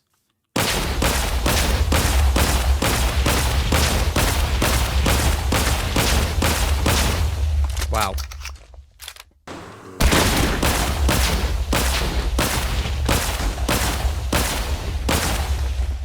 The MK43 rifle is a bit redonkulous, especially throwing the bump stock on there with the extended mag. This thing is just an automatic rocket launcher, basically. Huge fan of this and would be very good for dealing with a lot of mobs. Well, next we have the rocket rifle, which is 2 heavy gun barrels, oak planks, gun parts, iron gun frame, iron ingot, firing unit, and a gun grip, and that gets you the rocket rifle. This one shoots the bigger rockets, not the microjet. So this one uses the rockets, which are, if you don't remember, pretty expensive. All right, this is the rocket rifle. It only shoots 1 round each. All right, that did a lot of damage. And it has a big explosion. Okay, I think... that killed pretty much all of them except one. And it almost killed me. So keep your distance. I have a decent amount of armor. Can I rocket jump with this or will it kill me? Let's find out. Ow, it just does a lot of damage to me. Okay. Hey, you live and you learn. So this one you can add a bump stock and a light grip. I don't even know why you'd want to increase fire rate. Or why you would even care about recoil when it has to reload every time. But you have that option with this gun. Very fun. Lastly, the last gun on this list is the XL Ultra Night Huck 2R.0Z. It's a semi-automatic, gigantic revolver that uses Osborne slugs. You need 2 blocks of iron, 2 heavy gun barrels, heavy gun parts, treated iron ingot, firing unit, and a gun grip, and you get this bad boy. Now, this guy uses Osborne slugs. So, yes, it does 65 damage. I'm going to give myself a water bucket because I want to shoot these dummies here. Oh, that didn't do much. But you could see it actually just shot all the way down 3 blocks into the dirt because this thing can just shoot through blocks. Like we see all this set up here. Boom. I guess it shoots through 3 blocks and it is massive, should I mention. I have to mention every one of these bullets is 1/4 of a nether star. So, oh, you could just keep going up. Ooh! All right, next is the Wrecker Blueprint, which you can also obtain from trading with a villager. And this one adds 12 weapons. This time I'm going to put them all out on a wall so we can speed run through these things. Starting first with the Makova, which is made with a treated iron ingot, white wool, gun barrel, gun parts, firing unit, gun magazine, and a gun grip. Now, this is a pistol with a integrated silencer, which I think is pretty cool. So it by default, I guess, has some extra critical chance, but it's also quiet and it has an advantage against Cog, which there's a lot of Cog creatures, like the ones I showed you earlier. Once we get into the dungeons, there's a few more, but like any of these guys, the Cog Knights or the Cog Minions. And since there's a lot of structures that these guys spawn in, probably pretty good to have something like the Makova. This one can only take a scope and an extended mag, but it can hold 8 bullets or 16 with the extended mag, but it does reload pretty darn quick. Oh god, chicken jockey.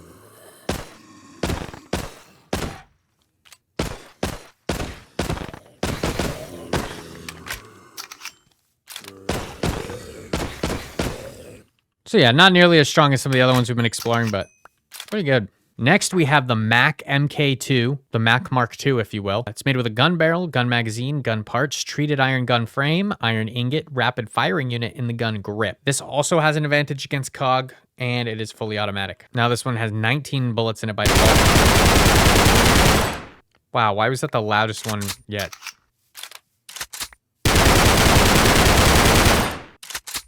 Can deal a lot of damage. So on this one, I am able to put a stock, a barrel, and an extended magazine on it. For some reason, you can't put a scope on it, but I put a wooden stock and extended mag. So now when we're survival, this thing holds 38 rounds. Also, this will now take a much less knockback.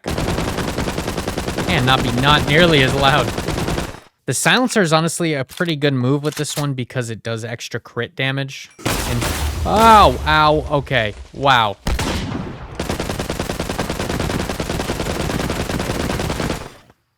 Wow, that was pretty crazy. Also, one of those husks I spawned in literally had a microjet weapon and was exploding things immediately. This thing can... oh, every single one has a gun. This can deal a lot of damage. Here, summon Iron Golem. How quickly can we switch down an Iron Golem? Let's see. Hey, buddy. Yeah, I'll give him a punch so he's mad at me. Wow. And I still got 21 bullets left. Huh. Next, we have the Rail Worker, which you need an empty tank, a gun barrel, gun magazine, 2 treated iron ingots, a firing unit, gun parts, and a gun grip. So those nails from earlier I showed you how to make are actually the ammunition for the Rail Worker here, which is made out of the flechette to get the needles. And then these needles are the ammo, which is cool. So this also has an advantage against Cog, as well as it has a lacerated impact effect, which I'm assuming... oh, and it needs an air canister, of course. So we got our air canister here. We're in survival. Wow. And apparently, we can make this extended mag, and we can give this a stock. Oh, and this thing does like lasting bleeding damage. Oh yeah, the lacerated effect. So this is pretty cool and a pretty cheap ammo source. Kind of a unique weapon, I suppose. Anyways, that's the rail worker. Next is the turnpike, which is a gun barrel, a heavy gun barrel, oak planks, heavy gun parts, treated iron gun frame, treated iron ingot, firing unit, and gun grip. This is a sniper rifle that does armor penetration, has an advantage against cogs. A little bolt action sniper, has 6 rounds.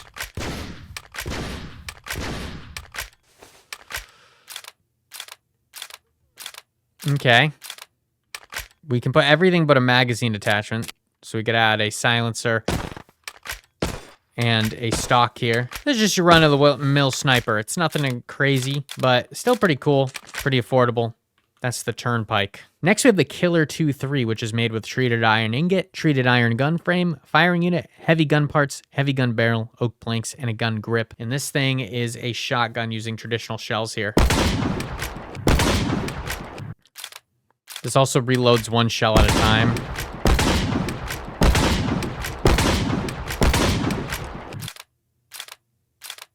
Hey, not too bad. Okay.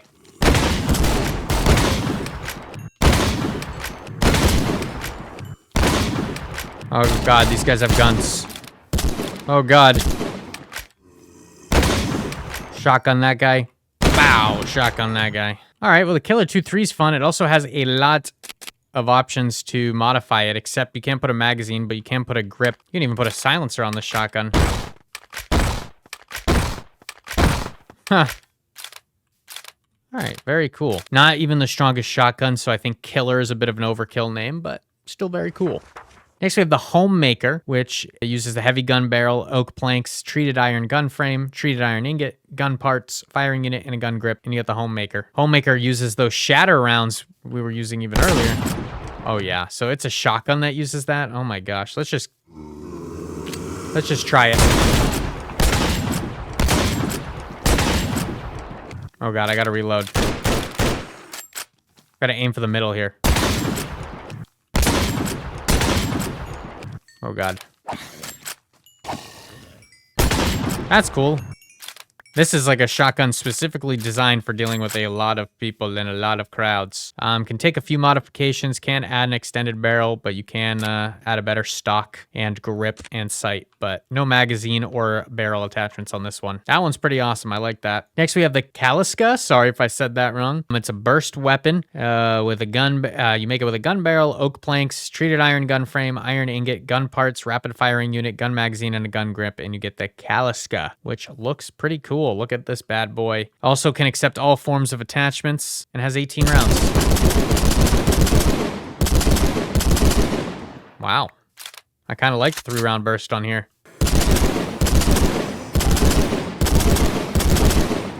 This one can take an extended mag, silencer, can even do a grip and a sight. Extended mag, silencer, vertical grip. Yeah, this thing is pretty awesome.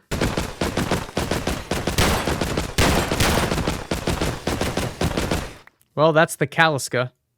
Big fan of that one. Next, we have the Basker, which uses flint and steel, a gun barrel, empty tank, gun parts, treated iron gun frame, treated iron ingot, rapid firing unit in the gun grip, and we get the Basker.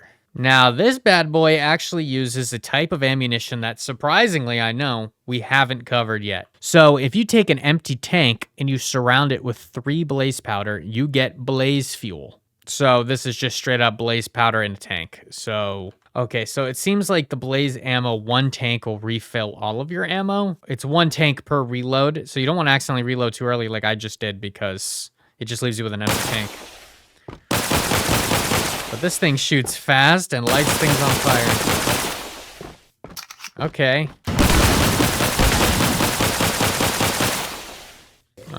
Okay. I guess it doesn't do a lot of damage up front, but it certainly lights them on fire. Well, there we go. That's our first flamethrower, and it uses blaze fuel. Of course, it would use a fuel somehow I managed to not cover yet. Next, we have the TL Runner, which is made with a treated iron ingot, a gun barrel, oak planks, gun parts, a plasma core, and a gun grip. It still has an advantage against cogs, and it uses plasma cells for ammo. Oh, look at this thing. Wow. All right, this thing does do a decent amount of damage. It seems to almost do like a splash type damage. Let's see. Oh, it will also light these guys on fire. Okay, it only has 5 shots. Oh, that one did some splash damage because that just killed both of them. You can add a stock onto this one, funny enough. But still, very cool looking gun, and it uses plasma, which is fun. Not enough plasma guns we've covered yet, but I think there's more to come. Next, we have the Stig, made with a heavy gun barrel, gun magazine, oak planks, heavy gun parts, treated iron gun frame, treated iron ingot, rapid firing unit, and a gun grip. Does a decent amount of damage. It's automatic and has an advantage against cogs and uses advanced rounds. Cool. All right, the Stig. Oh, this one has 31 rounds by default, and we can add an extended mag, which would bring it up to 62 rounds. Let's see how it works on its own.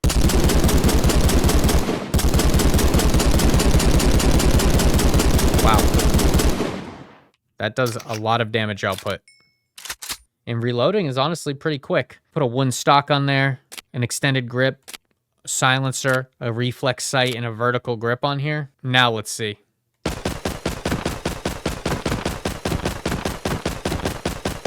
Yeah, this thing is crazy. A few cog minions.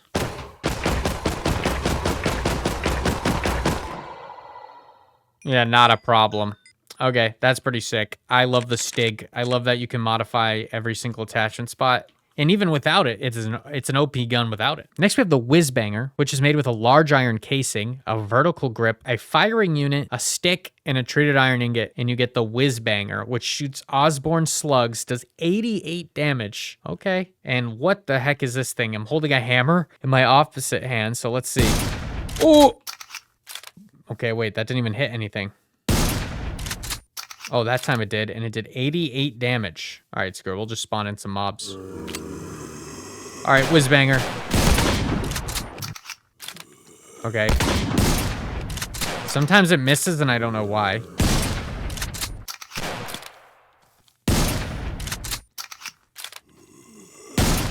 Okay. It doesn't shoot far at all, so I have to get close. It does do a lot of knockback. Oh my god, like how did that one miss? I need to remind, oh my god, this guy's accurate. Bang. I should say that this does use the Osborne slugs, which use another star every shot. All right, I get myself a water bucket. Can I launch myself with this? Yep. Boom. Wow, and I also have almost broke it already. Now, this might be useful because there is a cog boss I haven't covered yet. That this might be useful for just doing a ton of damage to him. Otherwise, seems kind of useless. But I like the name, so the Whizbanger. All right, lastly, we have the Stiletto, which is heavy gun barrel, heavy gun parts, a firing unit, treated iron ingot, and a gun grip. And we'll get the Stiletto, which seems to be... Whoa.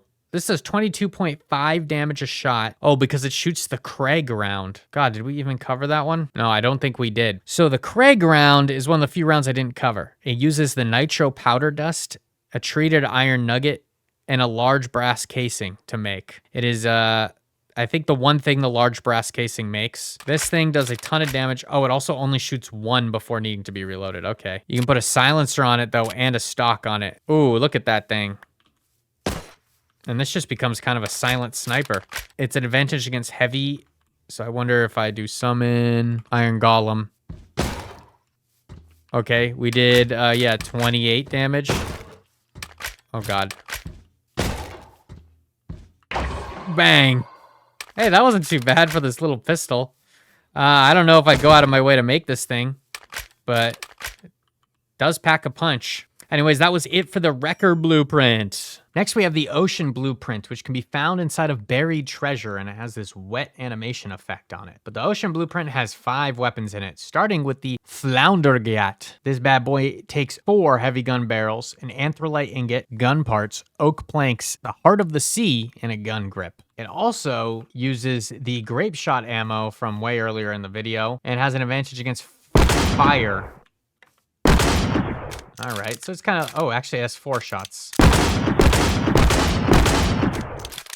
That's cool. Summon Blaze.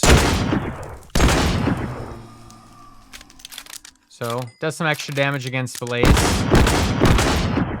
And it can take a stock and a grip attachment. Very cool. Doesn't do a ton of damage, and it doesn't do much, but still cool, and honestly my favorite name of any gun. But next we have the Marlin, which is 2 gun barrels, a prismarine shard, oak planks, a treated brass ingot, iron gun frame, a heart of the sea, firing unit, and a gun grip, and that gets you the Marlin, which is a rifle that shoots advanced rounds, and apparently does a decent amount of damage. So this is the Marlin. Can spec it out with every type of attachment except ammunition. It's a little bolt action rifle. It's as fast as I can shoot it. I'm gonna add a, I feel like this gun needs a sight on it. Ow. I was hoping that would one-shot the Blaze, because apparently it has an advantage against fire, but... Oh, that one at one shot. That's cool. So there we go. Oh, this one, even when you add a bump stock, it stays consistent in color. So now we're silenced. We got a sight. I'm a big fan of this guy. All right, well, that was the Marlin. Very cool. Oh, if you're reloading, the reload animation stays if you put it on the gun bench while reloading. That's so funny. I don't think that's intentional, but that is funny. I wonder if it'll stay that way. All right. The next gun in this one is the Bomb Lance, but it involves a crafting ingredient I haven't showed you yet called the Iron Bayonet. So I am going to quickly show you guys the bayonets. The bayonets are a barrel attachment you can make using 1 stick and 1 iron, or 1 stick and 1 diamond. And the diamond one can be put into a smithing table and turned into a netherite bayonet, and the iron bayonet can be put into a smithing table to be turned into the anthrolite bayonet. And basically, if you hover over them, they do some damage as a weapon, but the real thing is the attachment effect. So if you use the iron one, it does 1 extra melee, as well as the diamond bayonet here does 1.75 extra melee damage. Meanwhile, the netherite bayonet will do 2 hearts of extra melee damage if you put it on the front of your gun, which can be very helpful for some of these weapons that do no damage really with melee. So yes, if you're gonna make the Bomb Lance, you need 3 iron bayonets, a gun barrel, a firing unit, 2 iron gun frames, and 2 oak planks, and you get the Bomb Lance. This is a very unique weapon. It shoots microjet ammo. You hold it like this, and yes, you gotta reload it by, for some reason, pointing it at your face. But it also does 9.5 melee damage. So it's pretty helpful in that regard. Like, that's, I mean, it's doing 10 damage right now, to be honest. But you can't put any attachments on it. All right, Bomb Lance. Oh God, I didn't put on armor. And I just meleeed.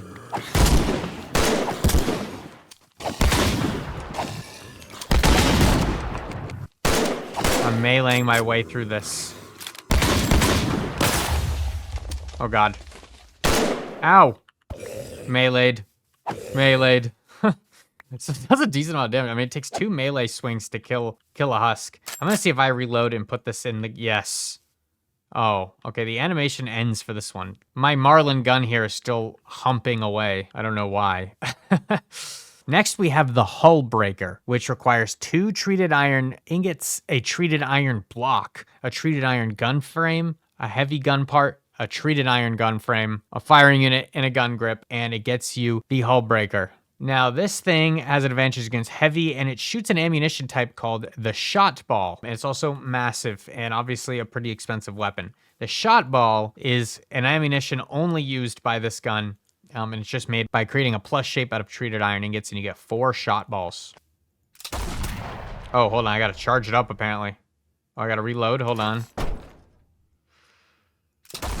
Bang. That did 23 damage, which I feel like isn't much, but I wonder, can I like damage blocks? No. It does say it does extra damage to heavy, so maybe like summon Iron Golem. Hey, buddy. Oh my God, I sent him flying away. I mean, Okay, that's 3 now.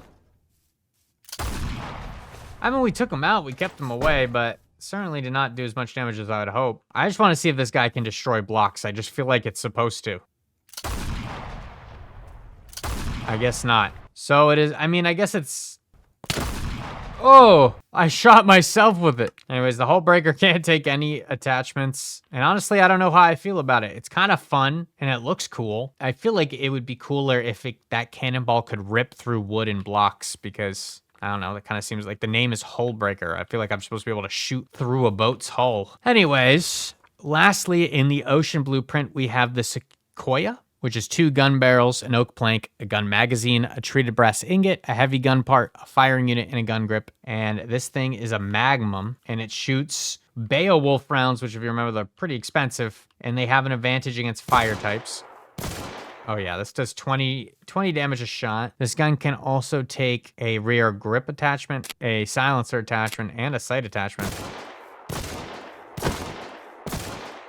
Okay, let's see. I missed. Oh, the blaze shot the dummy too. Yeah, this bad boy one hits blazes.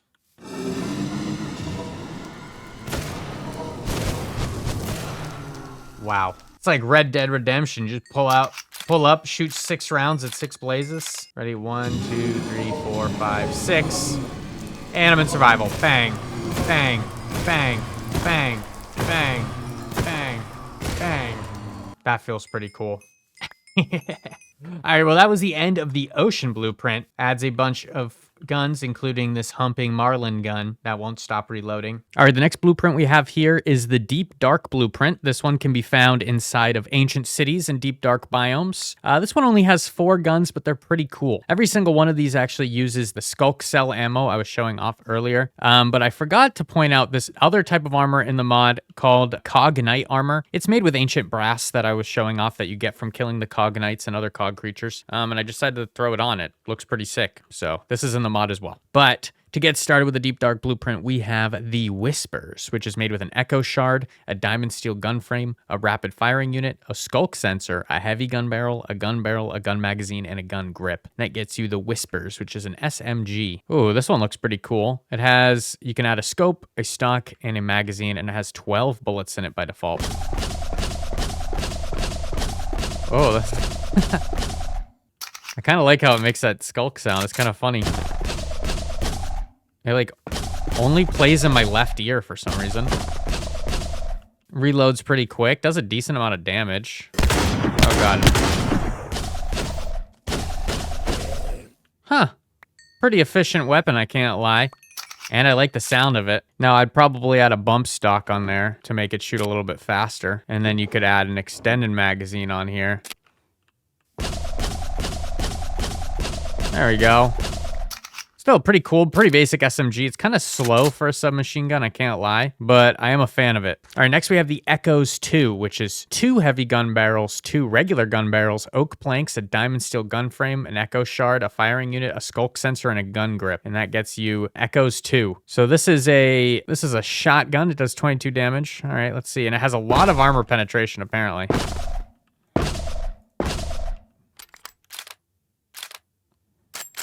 Okay, it doesn't reload that fast, but, you know, it gets the job done. So, okay, this one we can add a stock and a grip on it if we want. Here, let's see how this can handle against a few bad guys.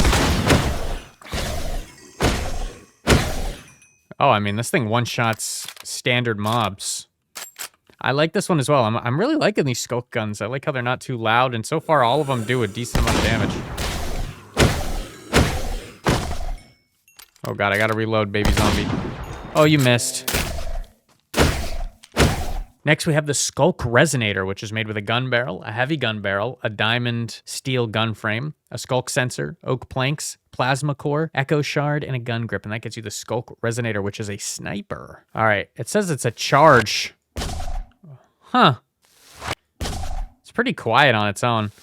But I do like how it charges up. Oh, that one was a crit, too.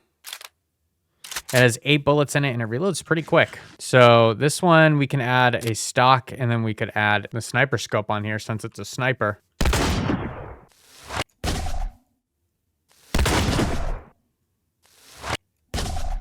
I'm not a huge fan of the charge mechanic, but also it's not a deal breaker for me. All right, that was a Sculk Resonator. The last Sculk weapon here is the Forlorn Hope, which is 2 gun barrels, oak plank, diamond steel gun frame, a Sculk sensor, an echo shard, a firing unit, and a gun grip. And this is a rifle. Oh, all right, it's like a bolt action rifle here. I do like the effect the bullet gives off. Let's see how quickly we can reload this thing. Ah, that's pretty quick. What attachments? Okay, we can put on a scope and we can put on a stock and that's it. But this looks like a proper Sculk sniper here. Also, this gun affects darkness, which I imagine blinds. I don't know how darkness actually affects like NPCs. Oh, wow, we just spawned a bunch and none of them had a gun. That's awesome. All right, that was a kill. All right. Oh, God, we got to reload. But this does do a decent amount of damage to, I mean... We can one-hit all these guys. All right, well, that was a Forlorn Hope, and that was it for the Deep Dark Blueprint. All right, our next blueprint here is the Piglin Blueprint. This bad boy is found inside of bastions inside of the Nether. And the very first gun you can make in here is called the Empty Blasphemy. So you need a gun barrel, an iron ingot, 2 anthrolite ingots, a heavy gun part, and white wool. Now, this is called the Empty Blasphemy because actually the only way to get this gun activated is by going to a Nether fortress, which I will show you now. So this is how you're going to fill up your Empty Blasphemy. First, you have to get to a blaze spawner. All right, once you make your way to a blaze spawner, you just click on it with the Blasphemy, and boom. You now have a fully loaded Blasphemy. Well, you need blaze ammo, but that's how you get it full and activated. All right, back to safety. All right, now that we have the fully loaded Blasphemy, look at this bad boy. It has like a blaze's head inside of it, and it uses blaze fuel. And it's just kind of like the other flamethrower, but it shoots a lot. And we honestly did a lot of damage there. It's like you just pour the blaze fuel into the blaze's mouth here. Okay, let's see what we can do.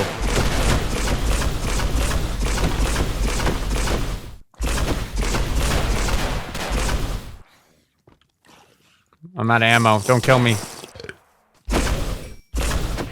Has a decent range on it, too. I mean, ow.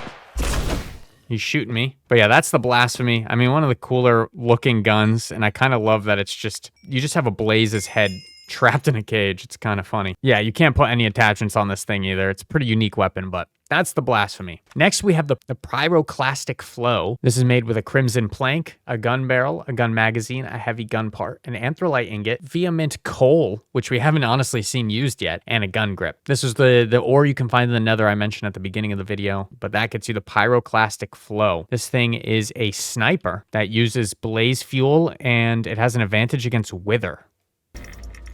Oh, and it's a charge-up use. Okay, and it lights creatures on fire, which is a double use. Let's see how we are. Of course, this guy's a gun. Okay, that killed him pretty quick. And you get 8 shots out of here. Let me give it a reload. How quickly can we reload that? Pretty quick. And this can take a scope and a stock on it, but that is it. Okay, I'm going to go back a little bit here. Apparently I have an advantage against withers. Oh, God. They're fast, man. Sniped, you're dead. Sniped, you're dead. So I wonder if this would be good at fighting the Wither boss, too, because we're going to need a few Nether stars if we're going to make those high-end ammos. Anyways, that was a Pyroclastic Flow. Now on to the Frayer, which is 2 crimson planks, a gun barrel, a gun magazine, an anthrolite ingot, heavy gun parts, a rapid firing unit, vehement coal, and gun grip. And I can see the Frayer here, which is an SMG that shoots hog rounds and has advantage against wither. Wow, that thing is fast. Oh, and this one can support every type of attachment. Okay, this might be the best gun we've found so far. All right, so now we're gonna put a wooden stock, vertical grip, reflex sight, extended magazine, and let's do a muzzle brake as well. This bad boy now has 40 bullets in it. With the extended magazine, it does also much slower, but... Wow. Okay, this thing can do a lot of damage. We're gonna back up here. Yeah, this thing is nice. I also like the purple color on this gun and all of the Nether guns. Cool, well that's the Frayer. Might just be my favorite gun so far, the Frayer. Next we have the Oh, I don't even know how to say that. Mangalitsa? The Mangalitsa? The Mangalitsa? I don't know. Anyways, it takes 2 heavy gun barrels, a gun magazine, crimson planks, heavy gun parts, anthrolite ingot, firing unit, vehement coal, and gun grip. And this is a shotgun that uses hog rounds. It looks quite nice. Yep, it has 7 hog rounds in it. A little pump action shotgun. Let's reload. Okay, kind of a slower reload. That's okay. Let's see. Okay, we can put everything but an ammo attachment. So we can put a stock, a grip, a sight, even a muzzle brake. All right.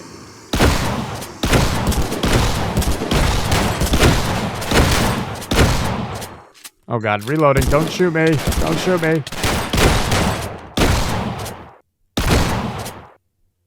Nice. Well, I'm a big fan of that shotgun. That is pretty cool. Next, we have the Volcanic Repeater. This is 2 gun barrels, a gun magazine, crimson planks, an anthrolite ingot, heavy gun parts, a firing unit, vehement coal, and a gun grip. And that gets you the Volcanic Repeater, which is a rifle. Let's see.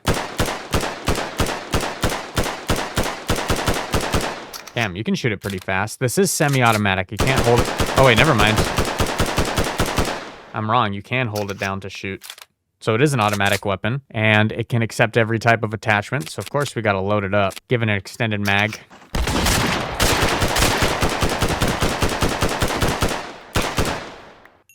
Yeah, this thing can deal with wither skeletons, no problem. Pretty much 1 shot each. Oh, God, I got to reload. Ow, they're shooting me. Wow.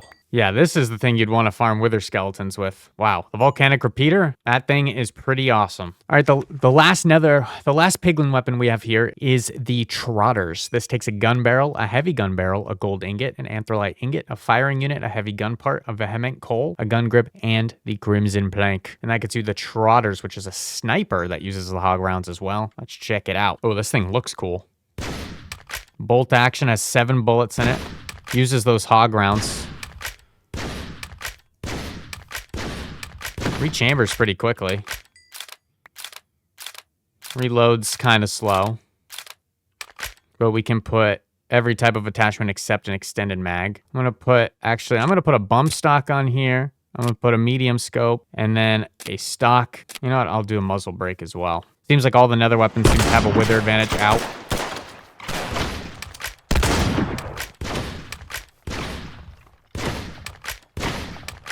Boom. So you take this to another fortress, you can snipe all the wither skeletons before they even see you. Well, that was the Trotters and the end of the Piglin Blueprint. Next, we have the End Blueprint. This one can be obtained from End cities and can make some pretty cool guns. But before I show you this, there's actually one last bit of ammo that can be made specifically just for these end guns. If you take shulker shells and combine them with a medium casing mold inside of the stamping press, you make shulker casings. Now those shulker casings mixed with gunpowder dust and anthrolite nuggets makes shulk shot. Now shulk shot is used for just a handful of these end weapons, but it's pretty cool, including the first gun here, which is the carapace. Or the carapace, and it is 2 shulker shells, a heavy gun barrel, a heavy gun part, 2 diamond steel gun frames, a rapid firing unit, and a gun grip. Now this bad boy does in fact use the shulk shot ammunition, and it's an SMG that's apparently automatic. So it literally shoots these shulker shells that will follow and find enemies. Now, I don't think they seek out the dummies here, so I've decided to set up a lever finally. I don't know why I didn't do this at the beginning of the video, but I don't know if it's supposed to find its way to enemies. It doesn't really seem to like... Oh, that time it locked onto an enemy. Maybe you just need to be far enough away then. Because there you go, it's locking in on the dummy. Okay, so you just need a little bit of distance. It also applies levitation to enemies sometimes. Ow, ow. Oh, that guy I gave levitation. So look, he's not really a problem right now. He can dodge all he wants, but he can't survive. Now this one you can throw a stock and a sight on, but I guess you kind of don't need a sight if it's just gonna auto lock onto the enemy anyways. But that is the carapace. Next we have the shell lurker, which is 3 shulker shells, a gun barrel, a heavy gun barrel, 2 diamond steel gun frames, a heavy gun part, a firing unit, and a gun grip. And that gives you the Shellurker, which is a shotgun that also uses the shulk shot. Oh, and this thing looks pretty darn cool. Oh, this shoots out 2 different shulkers. Look at that. This has 14 bullets by default. Can only take a scope and a stock.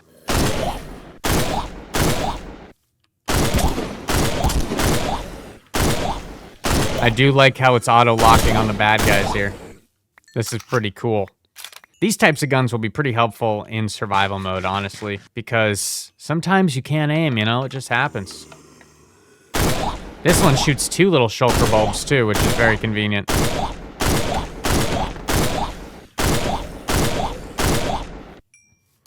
Nice. Next, we have the Weevil, which is 3 shulker shells, 2 heavy gun barrels, 2 diamond steel gun frames, a heavy gun part, a gun grip, and a rapid firing unit. Then it gets you the Weevil, which shoots shulk shots and is also a heavy type weapon. Oh, look at this bad boy. Oh my gosh. This looks like a very heavy machine gun.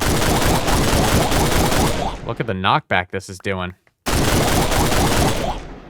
Oh my god, you can fly with this gun. Can I put an extended mag? No, you can't put any attachments on here. Doesn't take that long to reload. I'm giving myself a water bucket and seeing how high I can fly.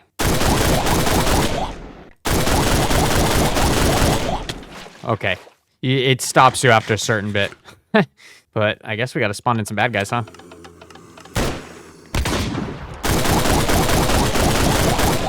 Oh god, I gotta reload.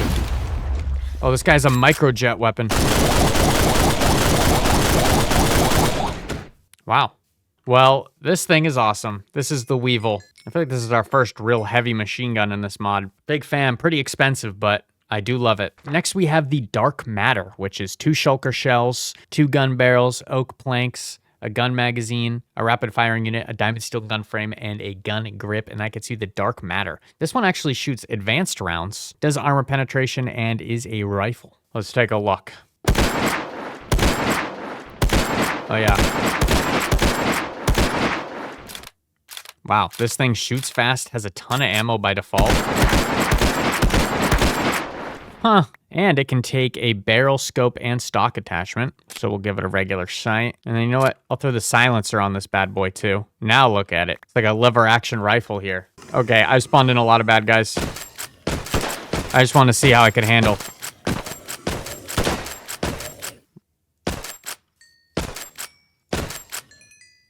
Wow. This thing is pretty crazy, and it also, this applies slowness effect to enemies. So seeing how much damage this does and how quickly, this is probably really good to be fighting bosses.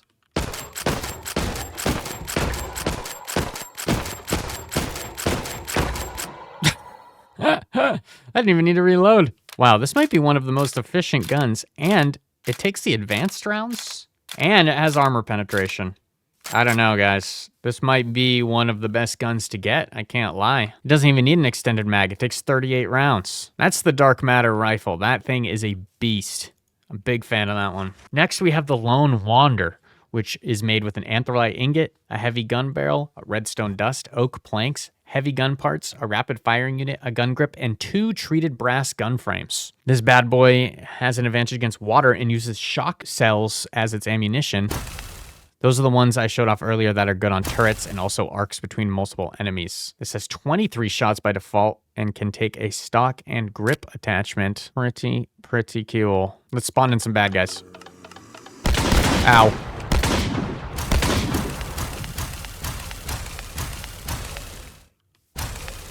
Wow. Yeah, being able to arc between all of them, that does a ton of damage. And honestly, it's a pretty quiet and pleasant weapon. The Lone Wanderer might be the move. It seems like the End Blueprint has a lot of really good weapons because this one is probably perfect for the dungeons that I'll be showing off later where there's turrets because you can fry a lot of enemies and turrets using this thing. All right, speedrun. Oh my god, that guy has a ton of armor. There's a baby with a shotgun. And a ton of health, apparently. Good lord. All right, well, that is the Lone Wanderer. Really cool arc weapon. Now, lastly, in the End Blueprint, we have The ray gun. I mean, come on. If you guys have ever played Call of Duty, you're probably familiar with the ray gun. It's pretty iconic, but I should probably show you how to make it first. I got a little too ahead of myself. So to make the ray gun, you simply need an anthrite ingot, a gun barrel, heavy gun parts, a plasma core, and a gun grip, and that gets you the ray gun. The ray gun does shoot plasma cells, which seems pretty appropriate, and does 23 damage, and it is considered a pistol. But I believe, just like in Call of Duty, yes, it does splash damage on the ground. That's pretty strong. And it sounds just like it, and it reloads just like the one in Call of Duty. Plus, it has 17 ammo in it by default, and you can add a grip to it, which I think is kind of funny. I mean, it add a stock to it. So this one I added gives it lowered recoil and lowered kick, but the ADS is slower, but you don't really need to aim down sights with this gun. All right. Let's see what we can do. There's something about just taking out a bunch of zombies with a ray gun that just feels right. I'm biased, but this is my favorite gun in Scorched Guns 2. I've been aware of it because I did check out this mod a long time ago. It's just the coolest one. It's definitely not the strongest, but oh my god. Whatever gun that zombie was using did so much damage. Anyways, we're able to take him out.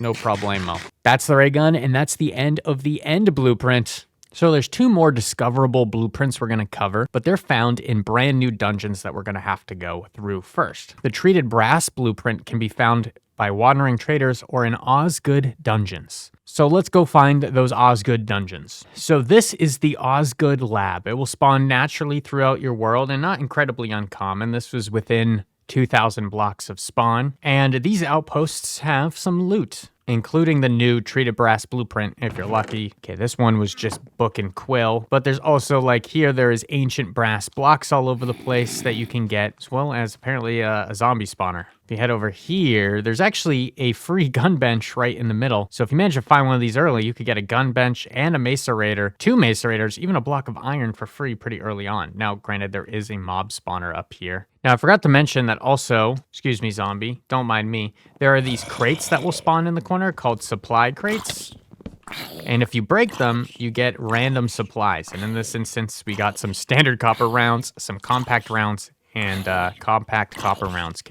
And there's a few of these supply crates in all the different dungeons. This one even had ramrod rounds and shotgun shells, so you can find some pretty decent gear. But if we're lucky, let's fly up here. Oh, okay, we managed to actually found a copper gun, and we found the treated brass blueprint. That's what we were looking for. There's also some gun barrels, the scrapper gun, which is pretty good, as well as some grenades, which I haven't even gone over all the grenades yet. Good lord. And there's also some armor in here, like anthrolite helmet, even some gun parts mold, firing units, copper gun frames, and an iron blueprint, blaze fuel. I mean, there is a lot of good stuff you can find in here. We even found more armor, another treated brass blueprint. So when exploring these dungeons, you can find anthrolite armor.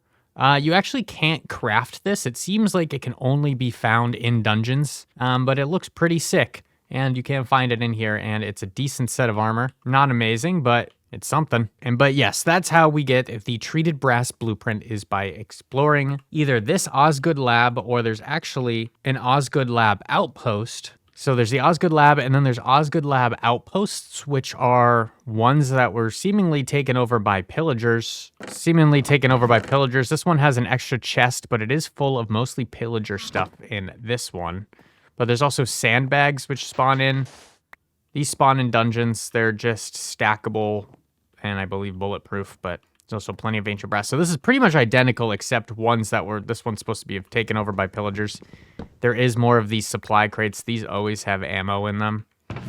Oh, but this chest has ancient brass, some gunpowder dust, more treated brass blueprints, but no free gun table, it appears. Now, it is interesting, though, that this dungeon seems to have a chest that generates under a block. Give me that. There we go. A bunch more ancient brass and gunpowder dust. But then at the top, there are a bunch of chests, including another treated brass blueprint, an iron blueprint, a bunch of casings, multiple treated brass blueprints. I don't know what you need with all these. So that's where you find treated brass blueprints, or at these Osgood outposts. But if you want to find the diamond steel blueprint, you have to find Asgarian structures. And there's 2 Asgarian structures. There's a citadel and a tower. So first, we are going to check out the citadel. Oh, wow, this one's in the middle of a village. This is not how they usually generate. But these actually introduce some new blocks, including Asgarian brick slabs and pillars, Asgarian brick stairs, and all of the such. This is such a funny way this generated. Look at the middle of the town is in here. But if we go inside, there are these Asgard ghouls that will spawn, which are just zombies with axes and shields and some pretty good armor. But if we're lucky, we should find a diamond steel blueprint in here somewhere. So there's a chest in here that has a bunch of powder and ball ammo, bone saddles, a bunch of gunpowder.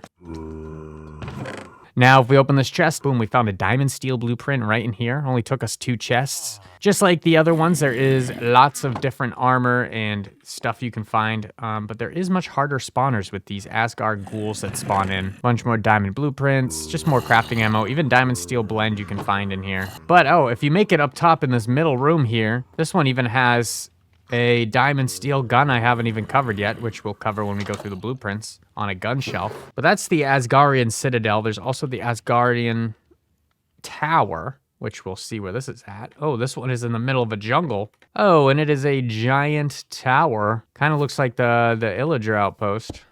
Now, if we go in here, there's a supply crate. Lots of ammo.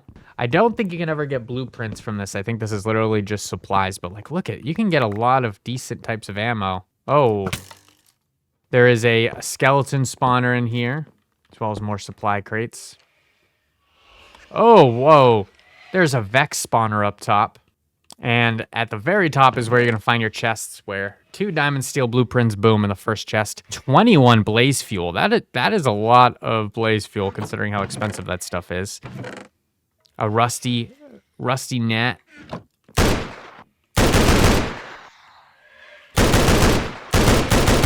God, I hate Vexes. So be wary of those guys when you come here. That's the Asgarian Tower, where you get the diamond steel blueprints. Now it's time to go over our new blueprints. All right, it's time for the treated brass blueprint. And yes, this blueprint adds 18 more guns. We are far from done here, ladies and gentlemen. We might be 2 hours in, but good lord, this mod is big. So let's get right into it, starting with the M22 Waltz, which is 2 treated brass ingots, a firing unit, a heavy gun part, a gun barrel, a gun magazine, and a gun grip. This uses ramrod rounds, and it looks pretty cool. So let's give it a shot. I decided to move the dummies back a little bit, because we are getting to some better weaponry now. Okay, wow, yes, this has 8 rounds in it, but, oh, what effect is it giving? Oh, it gives a weakness. Okay, this is pretty cool. And it has an advantage against the undead. Yeah. Oh yeah, that one-shots husks and zombies. That pretty much one-shot that wither skeleton too. Let's see. Oh, one-shot this guy. Can we one-shot you, wither skeleton? Yep. Okay, that's pretty cool. You can add an extended magazine onto it, which might be nice because it does only carry 8, as well as a barrel and a scope attachment. That was the M22 Waltz. Big fan of that one. Next is the Waltz Conversion, which is the same exact recipe, except you add an energy core between the gun barrel and the heavy gun parts. And that turns the Waltz weapon into a laser type weapon. So let's take a look at it. So it's semi-automatic, does a decent amount of damage. Does shoot out a big laser. And it holds 12 ammunition at a time. Spawn into, oh!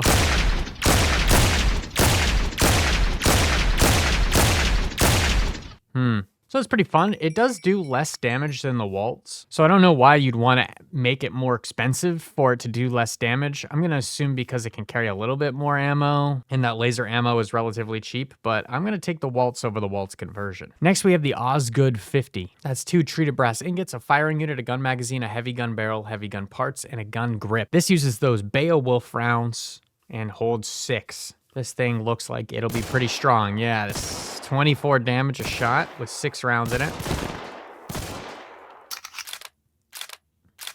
Takes a bit to reload, but it has armor penetration. I'm sure this thing will be, let's see. Oh, 1, 2, 3. That was nothing. Now you can put a stock, a barrel, and a scope attachment on this bad boy. This is a nice, powerful, and simple revolver here. I think that's worth carrying around with you. Next is the Grandel. This takes 2 gun barrels, a treated brass gun frame, a treated brass ingot, a gun part, firing unit, gun grip, and an oak plank. And this is a rifle that shoots compact advanced copper rounds. This is the Grandel. This holds 7 rounds.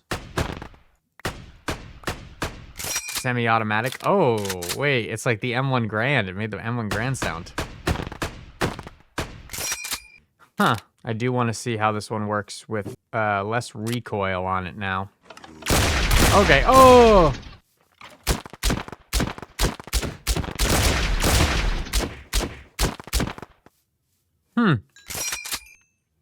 Pretty effective. Has some decent range on it, I assume. Next, we have the Grandel Conversion, which is a gun barrel, oak planks, a gun magazine, gun parts, treated brass gun frame, treated brass ingot, rapid firing unit, and a gun grip. That'll get you the Grandel Conversion, which is an automatic version, which that sounds fun. This is the automatic Grandel.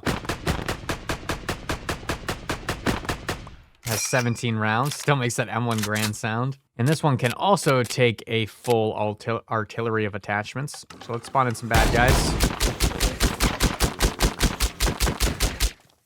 Oh god. I have to reload. Decently effective. I wouldn't mind having this weapon. Can take out most baddies pretty quick. Let's try an Iron Golem real quick though. Yeah, I mean, that could drop an Iron Golem in seconds. Next, we have the Cog Loader, which is a gun barrel, a heavy gun barrel, a gun magazine, oak planks, heavy gun parts, treated brass gun frame, treated brass ingot, rapid firing unit, and a gun grip. And that gets you the Cog Loader, which is an automatic LMG that uses advanced rounds. Oh, so this one has the big disc drum on top and holds 46 ammo right off the rip. You can't put an extended magazine on it, but you can put every other type of attachment. But let's try it out.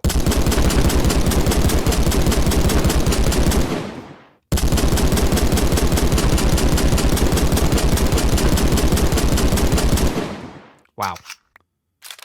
And it reloads super quick. Let's, if you threw on some anti-recoil attachments here, let's see what we can do. Honestly, let's throw the silencer on here. Oh god, they're shooting at me.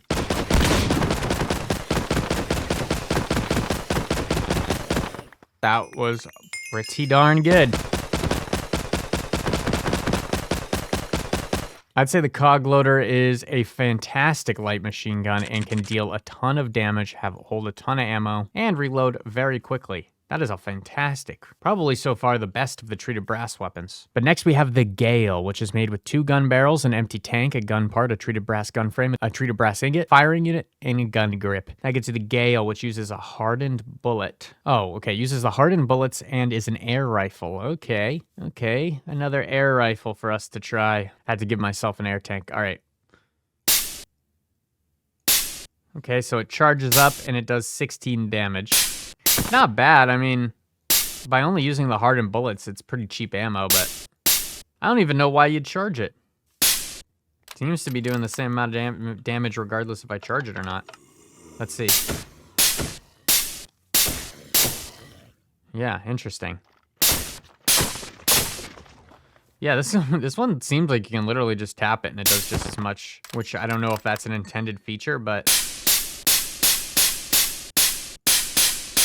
these air rifles seem to perplex me a little, but this one actually does a decent amount of damage, and I can really understand this one because it's pretty cheap ammunition. So next we have the Jackhammer, which is oak plank, heavy gun barrel, gun magazine, heavy gun parts, treated brass gun frame, treated brass ingot, rapid firing unit, and a gun grip, and that gets you the Jackhammer, which is an automatic shotgun shell shotgun. I'm excited for this one. So automatic shotgun. So if we stand all the way back here, yeah, that's not going to do a lot of damage. You have to be a bit closer, huh? But then you get up close. Wow. Yeah, and this has 12 shots in it by default. Quick reload, and can handle an extended magazine, which brings us up to 24 shotgun shells. Give me a stock and a grip there. Let's spawn in some bad guys.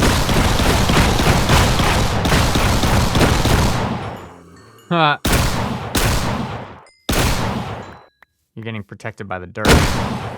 Well, this is probably a good one to carry around if you ever get swarmed by a ton of mobs, because wow, that took them out and no problemo. That's the jackhammer, probably the best shotgun we've used so far. Next we have the Howler, which is a gun barrel, a heavy gun barrel, 2 treated brass ingots, a treated brass gun frame, a gun magazine, a heavy gun part, a firing unit, and a gun grip. And that uses the Craig round and is a semi-automatic, and it's a sniper, a sniper. Oh, and it has 6 rounds in it. Doing 26 damage a shot. That's a decent amount of knockback too. And it reloads quickly. And it can accept every type of attachment. Okay, this might be the sniper, the Howler here. Let's see, do we have a sniper scope in here? Yeah, we do. And we could put an extended magazine on here, as well as a vertical grip, and as well as a silencer. I'm running. Okay, I got away. And then, of course, you can just one-shot any of these guys. And this bad boy has an advantage against heavy. 3 iron golems.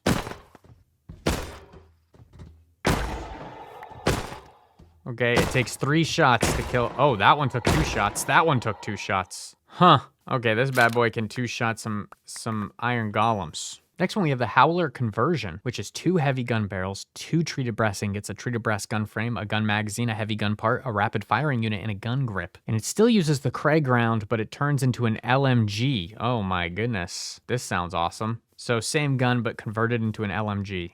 Oh my god. Okay, that one has the craziest recoil we've seen. And we can still put full set of attachments on it, so let's try to get the most recoil lowering one we can get. The wooden stock will lower recoil, the vertical grip will lower recoil, the medium scope actually does a little bit, and the muzzle brake here will also lower recoil. So maybe this will make it a usable weapon. Huh. Okay, it still has a lot of recoil, but let's see how it can handle a bunch of bad guys.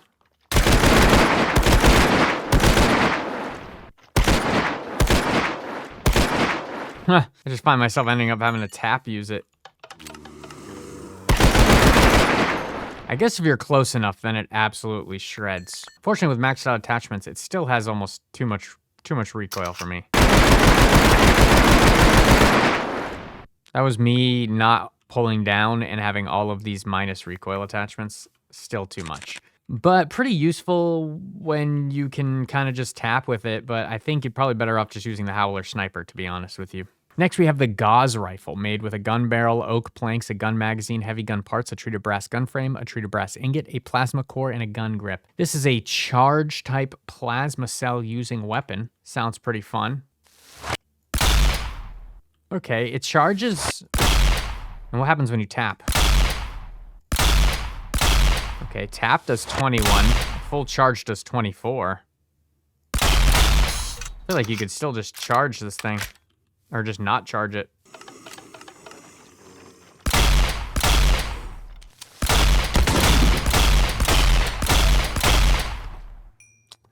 Yeah, you honestly don't even really need to charge it up.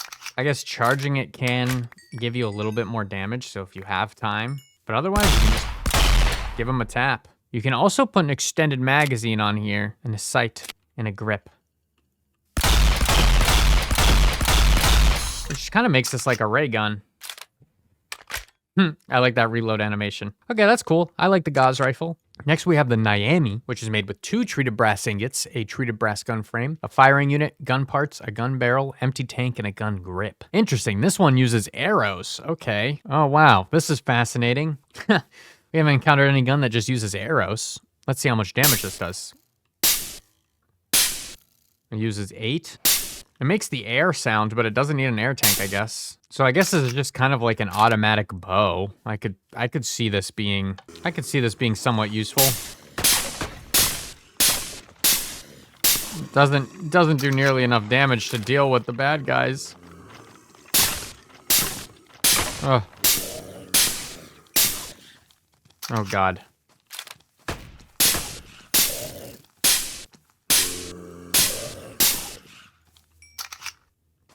Yeah, this might be the slowest time to kill weapon we've experienced yet. You can put an extended mag so it could hold 12 arrows. I don't really know the point of this one besides just being a cheap, fun weapon choice, but that was the Miami. Next, we have the Spitfire, which is 2 heavy gun barrels, an empty tank, 2 treated brass gun frames, a heavy gun part, a rapid firing unit, and a gun grip. And we get the Spitfire, which is a flamethrower that uses blaze fuel. Oh, look at this bad boy. I love any of the guns you hold like this. It just looks cool. Oh, okay. Huh. So this one just straight up scorches the ground, too. Oh my god. I don't even know if they're alive in there. Okay, I used all of the fuel. Did not do as much damage as I was hoping. Oh gosh, I lit my setup on fire. Okay, well, I think the other flamethrowers we've covered have been a little bit better. Granted, this one is much better if you really just need to ignite a landscape very quickly. It's very capable of that. But otherwise, definitely not the best flamethrower so far, but still cool nonetheless. Next, we have the Gatler, which is 4 gun barrels, a gun magazine, 2 treated brass gun frames, a heavy gun part, a gun grip, and a rapid firing unit. This is a Gatling gun that holds 90 bullets and uses compact advanced rounds. So, let's see. It does 6 damage in a shot.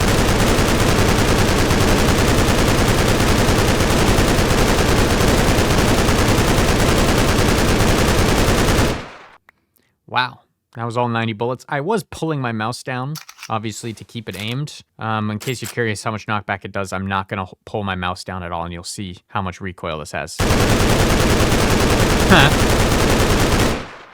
It's kind of a lot, but it's also manageable, I've noticed, unlike that other one we had that did a ton knockback, but...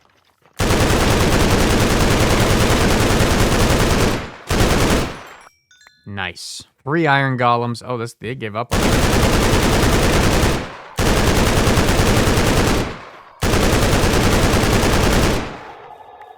Has no problem dishing out a lot of damage to some high health enemies. So that's the Gatler. Can't take any attachments, but certainly is a fun weapon. Next, we have the Thunderhead, which is 4 heavy gun barrels, a gun magazine, 2 treated brass gun frames, a heavy gun part, rapid firing unit, and a gun grip. And that gets you the Thunderhead. This is a heavy weapon that uses shatter rounds, lacerated effects, and it has an advantage against heavy enemies. So yeah, this is kind of like the Gatling gun. It has a little less ammo, but also has the shatter round. This is probably the ideal weapon to have to take out a large amount of enemies. All right. Oh god.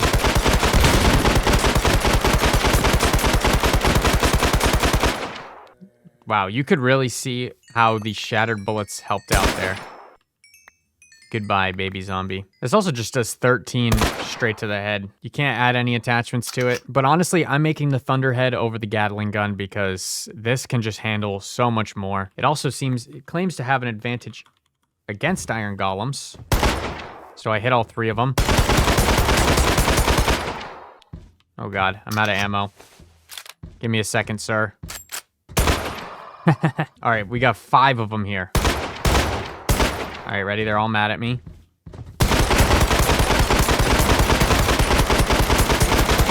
Oh! Yeah, I could take out all 5 iron golems with ammo to spare. Next, we have Scratches, which is 4 gun barrels, an empty tank, a rapid firing unit, a heavy gun part, a gun grip, and 2 treated brass gun frames. Now, Scratches here uses... Oh, it just uses the flechettes on their own, not the shatter rounds. It's automatic, holds 24 damage, and it uses the air canister as well. Oh, wow.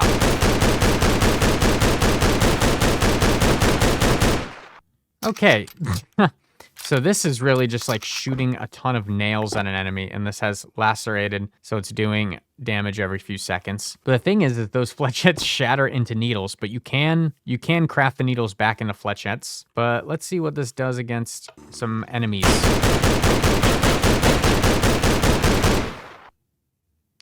I mean, took them out with no problem, and I got a Wither Skull. Look at that.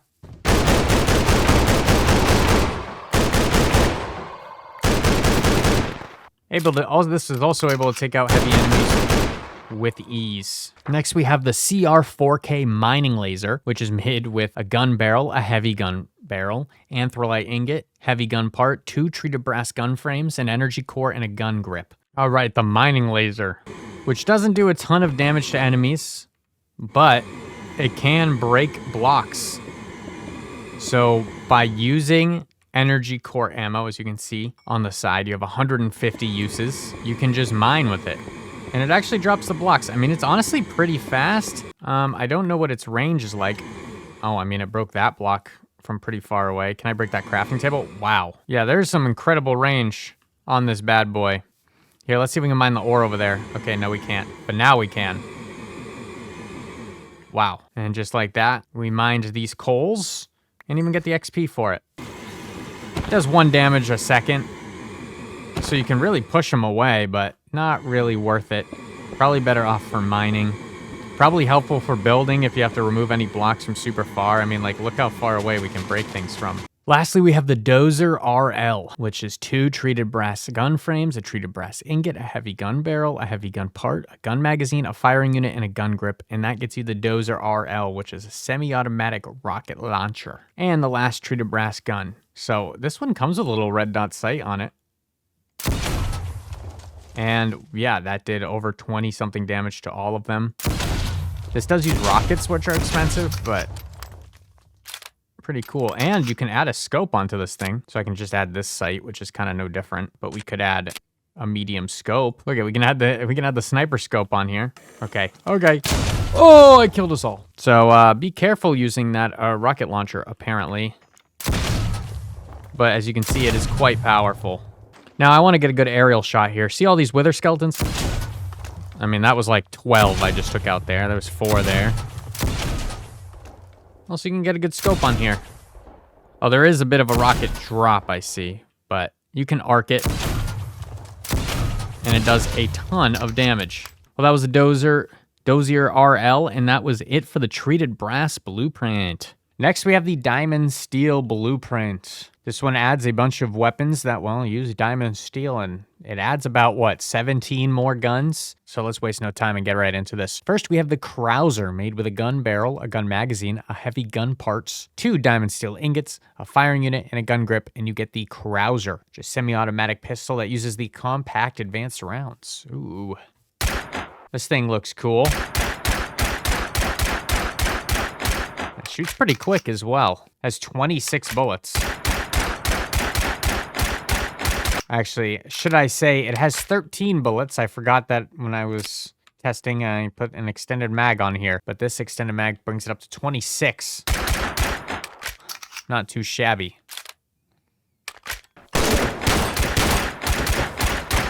Yup. Huh, you know what? I like this one. Oh!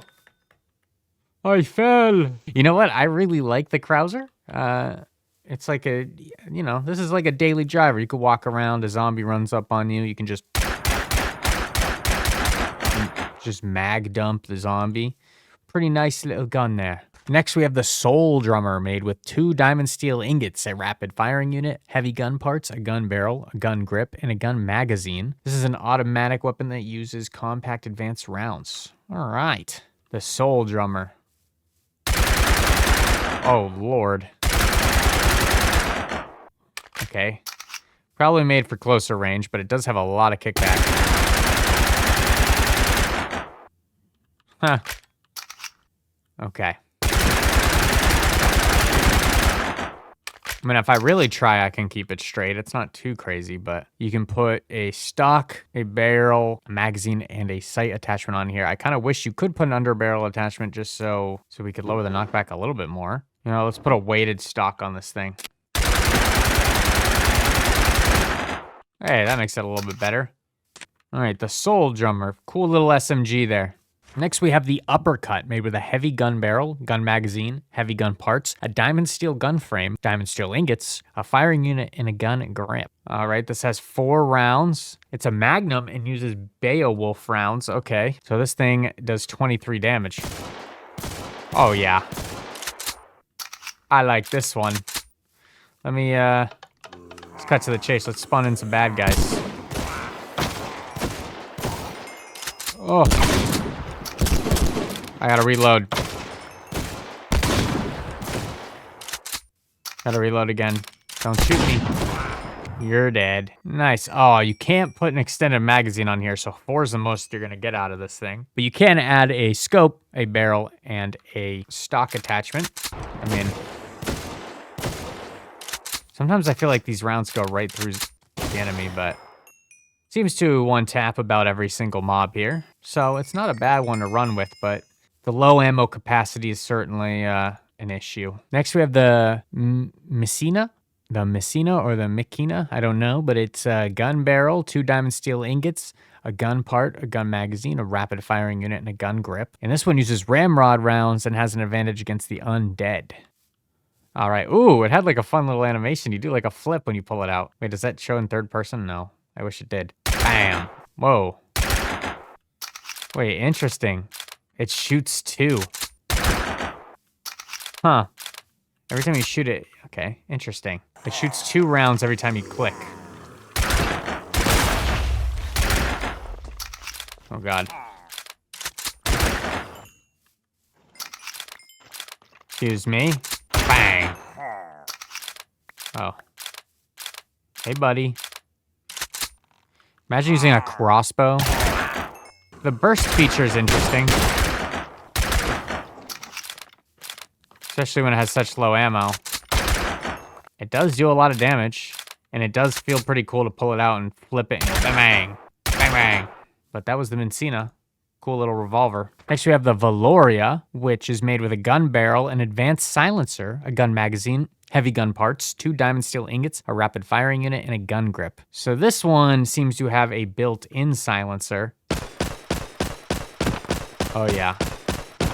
And it does critical damage every few shots. And it takes compact advanced rounds. Nice. So this one can take everything but a barrel attachment, which makes sense. So we can put like a weighted stock on that. Looks sick. What the heck? I put a light grip, a weighted stock, and a laser sight on here. You know what? I realize I don't even think I've even tried to put a speed mag on anything. Whoa, that makes it reloading way faster. Okay.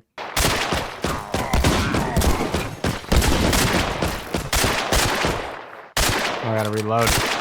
Oh my God, that gun did a lot of damage. Oh, I had no armor on, I forgot. Well, you know what? The Valoria is a pretty fun gun with a built-in silencer. All right, next we have the Brush Gun, which is made with a gun barrel, an oak plank, gun magazine, gun parts, a rapid firing unit, gun grip, diamond steel gun frame, and diamond steel ingot. And you get the Brush Gun, which is automatic and uses the compact advanced rounds. 23 rounds in it. I mean, it has a decent amount of recoil, but nothing too crazy. Okay. I put a speed mag, an advanced silencer, a weighted stock, and a light grip on here.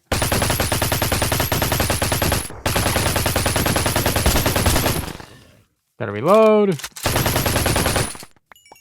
Why didn't, I got 30 hit markers there, and sometimes I feel like the hit markers bug out a little bit. Here's the real test. With 23 bullets, can it take out an iron golem? Oh, yeah. Next, we have the Drill, which is made with 4 gun barrels, a diamond steel gun frame, gun parts, an oak plank, a firing unit, and a gun grip. This is a semi-automatic, and it uses the powder and ball ammo. Okay. The Drill. Oh, it's like a double-barrel rifle. That's so interesting. I mean, the ammo is cheap, and honestly, it doesn't do terrible damage. You can put a stock attachment on it and a grip attachment. And I suppose you could even put a little laser on there, too.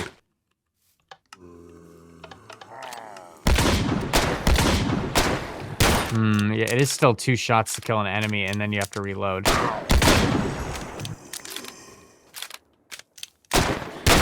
Oh, God.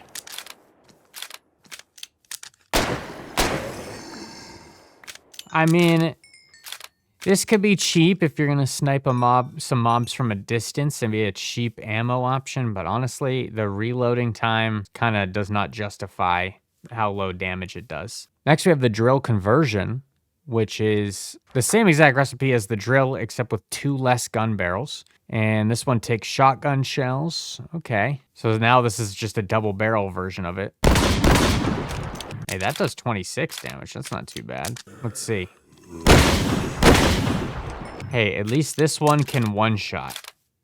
Oh, gosh. Okay.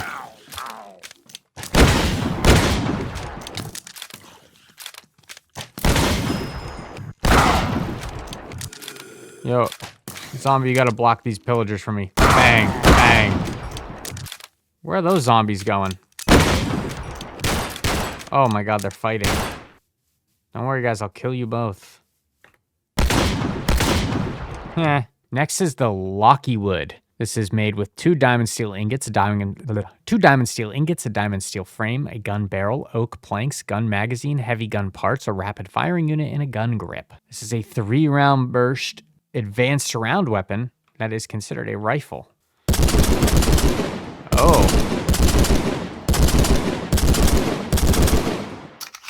That's pretty fun, the 3-round burst there. It does a decent amount of damage. Now, surely, yes, we can put every type of attachment on here. All right, so I put a silencer, a weighted stock, a light grip, a reflex sight, and a speed mag. Oh, now we can just do a lot of damage.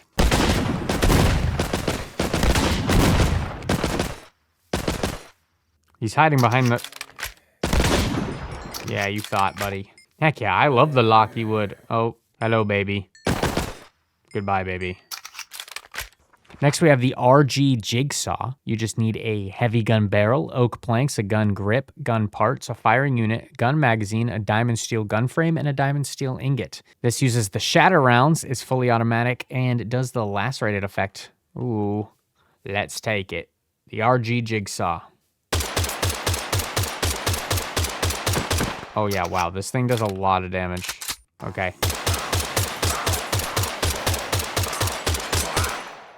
Oh god. Huh, the zombie bled to death. Look at that. Oh. Goodbye.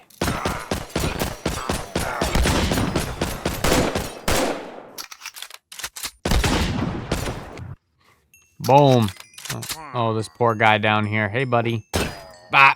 Next, we have the Nailer, which is 2 diamond steel ingots, an empty tank, a rapid firing unit, gun parts, a gun barrel, a gun magazine, and gun grip. And that gives you the Nailer, which uses needles, which I think is like the only gun, one of the only guns that uses the needles as ammo, and it does a lacerated effect. So let's go. A needle gun. Oh, I need an air canister. Oh, this has a crazy spread on it. It does 4.5 damage a shot. I mean, it does shoot pretty fast. I could put an extended mag on it, a stock, and a sight. Let's see what this thing can do against some bad guys.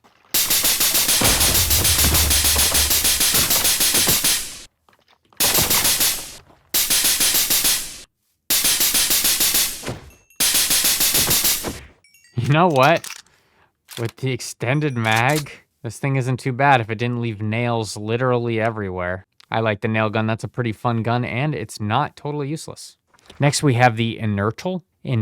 This is 2 heavy gun barrels, a diamond steel gun frame, a diamond steel ingot, heavy gun parts, an oak plank, a firing unit, and a gun grip. This uses the Bear Pack shell, semi-automatic shotgun. Oh, wow. Wait. Okay, so damage fall off happens, but it's not too bad. This takes every type of attachment on it. Or even a silencer. Oh god. Oh, wait, I just shot both of them with one shot there. Wait. Wow. Alright, these can just rip through multiple bad guys at once. I mean, I don't even need to aim. Yeah, the Inertal is a pretty darn good shotgun, I can't lie, especially if you get that extended mag on it. Next, we have the Maz 55, which is made with a gun barrel, a heavy gun barrel, an oak plank, a gun magazine, a diamond steel gun frame, a diamond steel ingot, heavy gun parts, a firing unit, and gun grip. Now, this is a semi-automatic sniper that uses the Gibbs round. It has an advantage against heavy enemies and does 4.5 armor penetration. This thing seems pretty deadly. Let's see.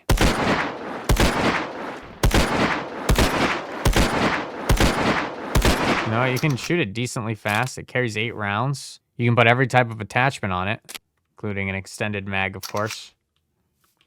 Well, since it is a sniper, I might as well put a sniper scope on it and a weighted stock.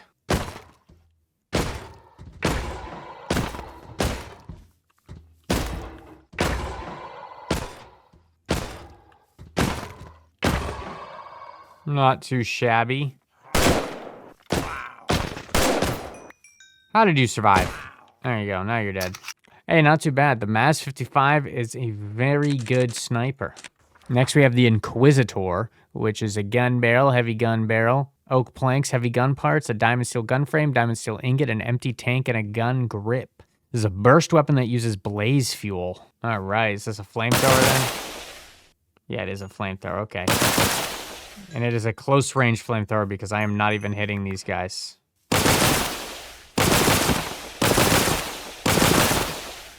Oh, it does seem to, like, have a wide range. I'm lighting all of those guys on fire. Okay. YOLO. Let's do it.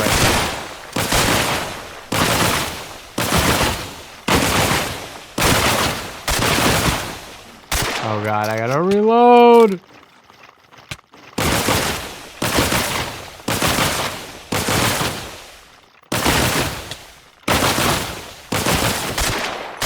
Oh, God. This one's got a gun. Okay. I mean, if you have a speed potion, this thing might be fine. You have to be pretty close. Could be really good if you want to just cook your entire farm of cows to get steak from them. But yeah, that's the Inquisitor. Next is the Plas gun. You just need a gun barrel, oak planks, a gun magazine, heavy gun parts, a diamond steel gun frame, diamond steel ingot, a plasma core, and a gun grip. That gives you the Plas gun. This bad boy shoots plasma cells and is fully automatic.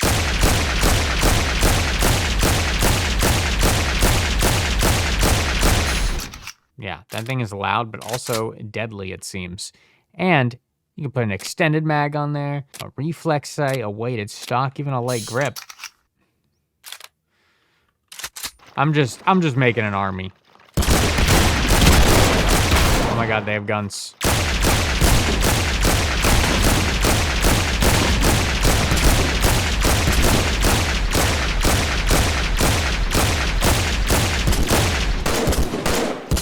Oh, I gotta reload. Oh.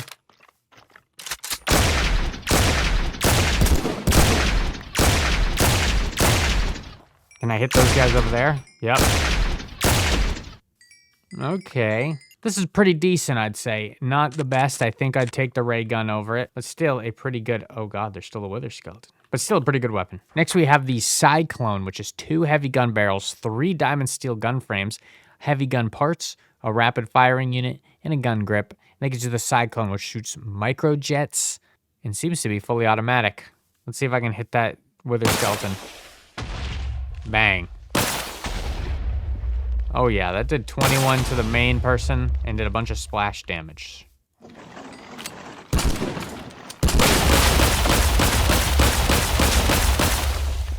Okay, yeah, if I just held down the button, this thing shoots a bit faster. I guess that's why it's called the Cyclone.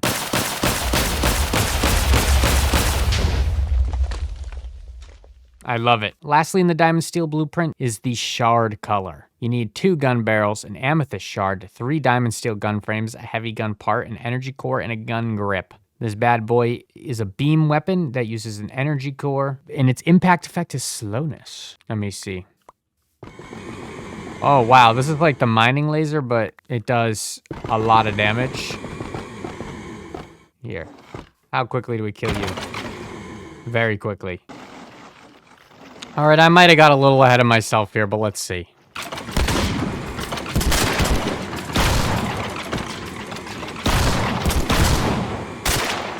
Oh, God.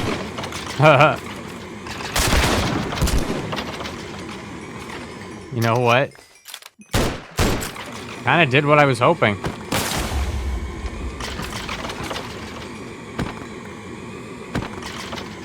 Huh. I only had to reload once during that. You know what? The shard color is actually not just a gimmick weapon. This thing is pretty darn good. And that's it for the Diamond Steel Blueprint.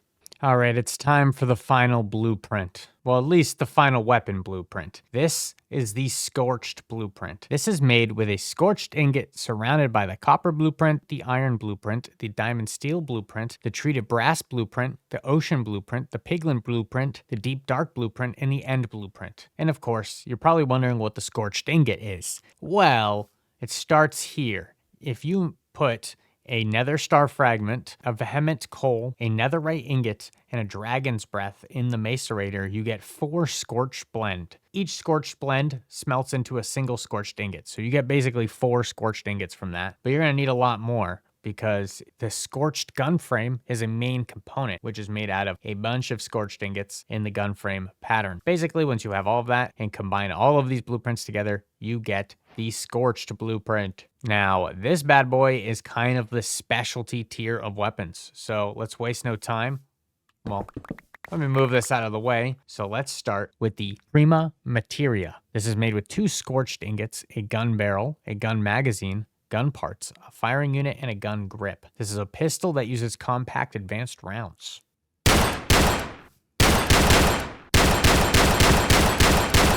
All right, you can shoot it pretty quick, and it does a decent amount of damage. You can put an extended magazine on here, and you can put a barrel and a sight attachment on. But let's see how it does against my dispenser setup.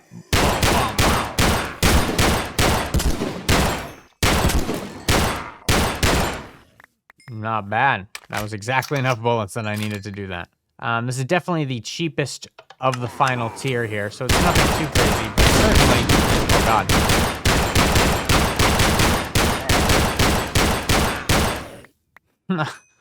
Hey, this time I had 1 bullet to spare. Not too bad. Next, we have the Rat King and Queen, which you need a scorched gun frame, an anthrite ingot, a gun barrel, a gun magazine, heavy gun parts, a rapid firing unit, and a gun grip. Now these, dual-wield automatic SMGs that use ramrod rounds and have advantages against the undead. And yeah, these are absolutely nuts. They also affect... Oh, what effect was that? They infect weakness. And yeah, I mean, they're just crazy. And of course, you can put extended mags on them. So let's throw the extendo mag here. We have 40 rounds now. Let's get some enemies going.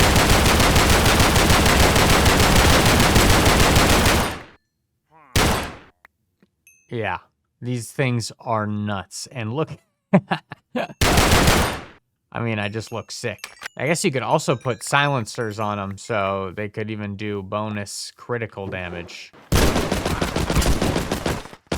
Oh my goodness. Yeah, I recommend doing the extendo. The extendo magazine with the silencers. Oh my God, these look ridiculous. Okay. All right, next we have the Locust. The Locust is made with a gun barrel, a heavy gun barrel, a gun magazine, a heavy gun parts, scorched gun frame, scorched ingot, rapid firing unit, and a gun grip. This one is a rifle that shoots Gibbs rounds and is also a burst fire with 3.5 armor penetration. Oh. Okay, a little bit of recoil there. But we can put a stock on it. And we can put a silencer on it. All right. Oh, God.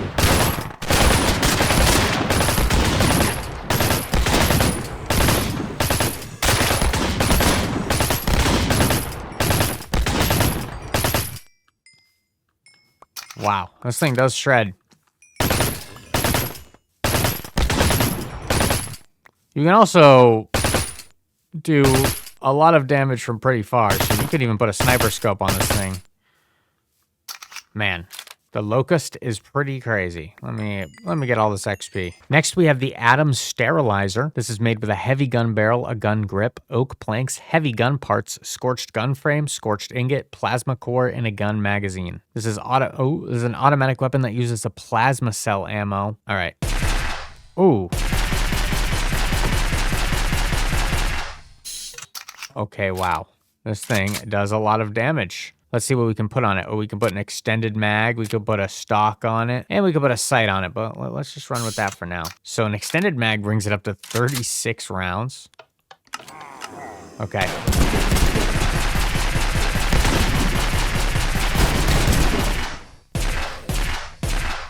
Okay. Yeah, this one is really nice. I like this one. Also, plasma is not that expensive of a resource, and this thing is just OP. Wow. Yeah. I'd recommend the extended mag. I don't even think you necessarily need a sight, but you could. I wonder if you could snipe with it. Let's see how far away. So yeah. Oh, I mean, I'm hitting crits from over here. Yeah, you could put a sniper scope on this thing. Yeah, the Atom Sterilizer is a phenomenal weapon. That thing is really good. Next is the Newborn Cyst. I don't know why that's the name of it, but it's made with a heavy gun barrel, heavy gun parts, gun magazine, firing unit, gun grip, scorched ingot, and a scorched gun frame. This thing looks like a giant revolver. It uses the bear pack shells, and it's considered a shotgun. It says its damage is 35. Let's see. Yeah, this is crazy. This is like a shotgun revolver, and it uses those bear pack shells. Can't really jump with it, though. Let's see. Oh, God. Yo, slow down. Oh, my God, I got all of those. I think bear pack shells, oh, my God. Go through multiple.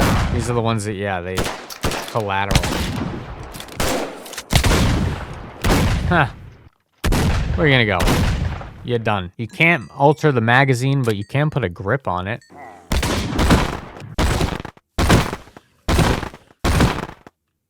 Wow. Next, we have Earth's Corpse, which is made with 2 scorched ingots, a scorched gun frame, a gun barrel, a heavy gun barrel, a gun magazine, heavy gun parts, a rapid firing unit, and a gun grip. This is automatic and uses the advanced rounds and is considered an LMG. Oh, 75 bullets by default, and you can put an extended mag, which would make it 150. Hold on, sorry, I'm just going right to 150 here. Yeah, this thing is crazy. I can already tell.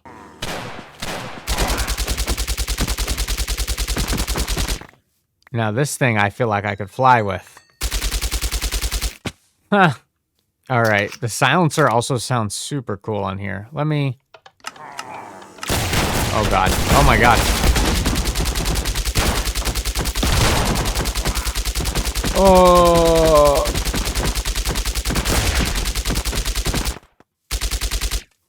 Holy crap.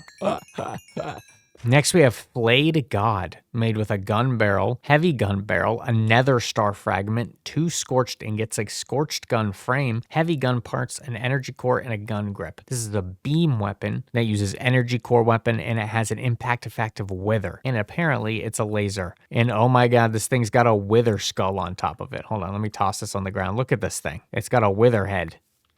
And it uses laser ammo. Oh, man. Dude, this does a ton of damage. And it does withering.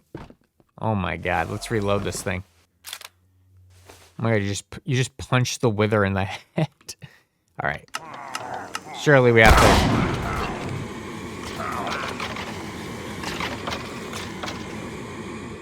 That is insane. Everyone. Oh, my God. There's so many.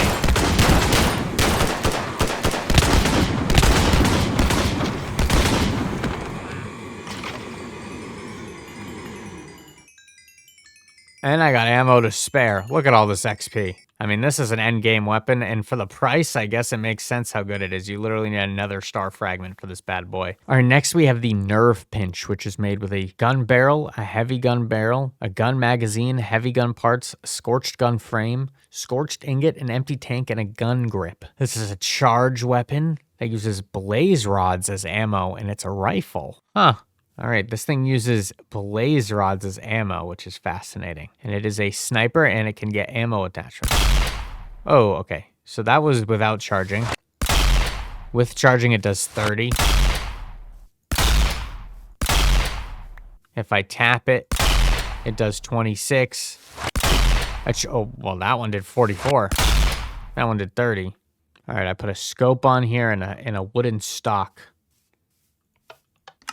And a speed mag.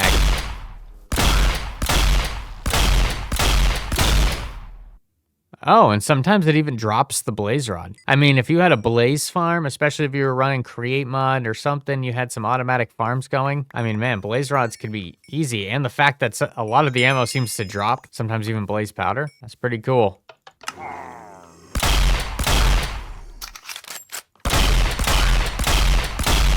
Next, we have the Terra Incognita, made with 4 heavy gun barrels, 2 scorched ingots, a scorched gun frame, a heavy gun part, a rapid firing unit, and a gun grip. This thing is an automatic rocket weapon, does 35 damage, and is considered a heavy weapon. Oh my god.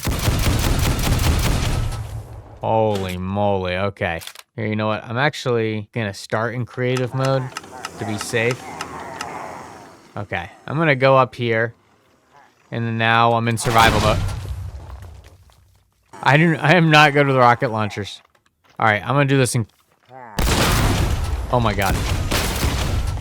Oh, I'm getting shot. Oh, I have wither. Oh, I'm in creative, sorry. Oh. Oh my god, the splash range on this thing is huge. I mean, 2, it almost took out all of them. Wow. And this thing has 8 rockets. Oh my god. Yeah, this thing is going to be needed for the final boss that we're going to have to fight soon. The last blueprint weapon here is the Estella. This is a semi-automatic Craig round sniper rifle that does 45 base damage. It's made with 2 gun barrels, an oak plank, a scorched ingot, a scorched gun frame, a heavy gun part, a firing unit, gun grip, and a gun magazine. This thing is a sniper that apparently does a lot of damage. So I'm just gonna go, yeah. I'm just hip firing the sniper. Yeah, this thing does 45 damage a shot. All right, let's see how I do against iron golem. Whoa, okay, this thing can just 2-hit iron golems. And with the extended magazine, well, I can take out 7 iron golems. Who would have thought?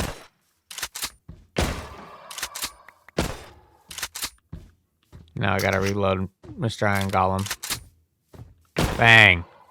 This thing you can frickin' snipe with from as far as you want. I mean, it does an insane amount of damage. What else would you expect from the final gun on the final blueprint? So we may be done with the guns, but we kind of have another gun-related thing. There is an entire turret system in the game, and it adds 4 different turrets that you can use for protection or whatever. So I'm going to show you how to make them and how to use them. So first you have the basic turret. This bad boy is just made with an M3 carbine, 2 treated iron ingots, 2 anthrolite ingots, heavy gun parts, and a block of redstone. Now the basic turret can accept 3 different types of ammunition, and depending on which one you choose, it depends on how much damage it does. You can do the standard copper round for 7.5 damage, the advanced round for 9 damage, or the Gibbs round for 12. So I'm going to put this turret down, and these can't work right off the rip. So you can see that it is looking around, but it won't be able to shoot and it won't be able to target anything.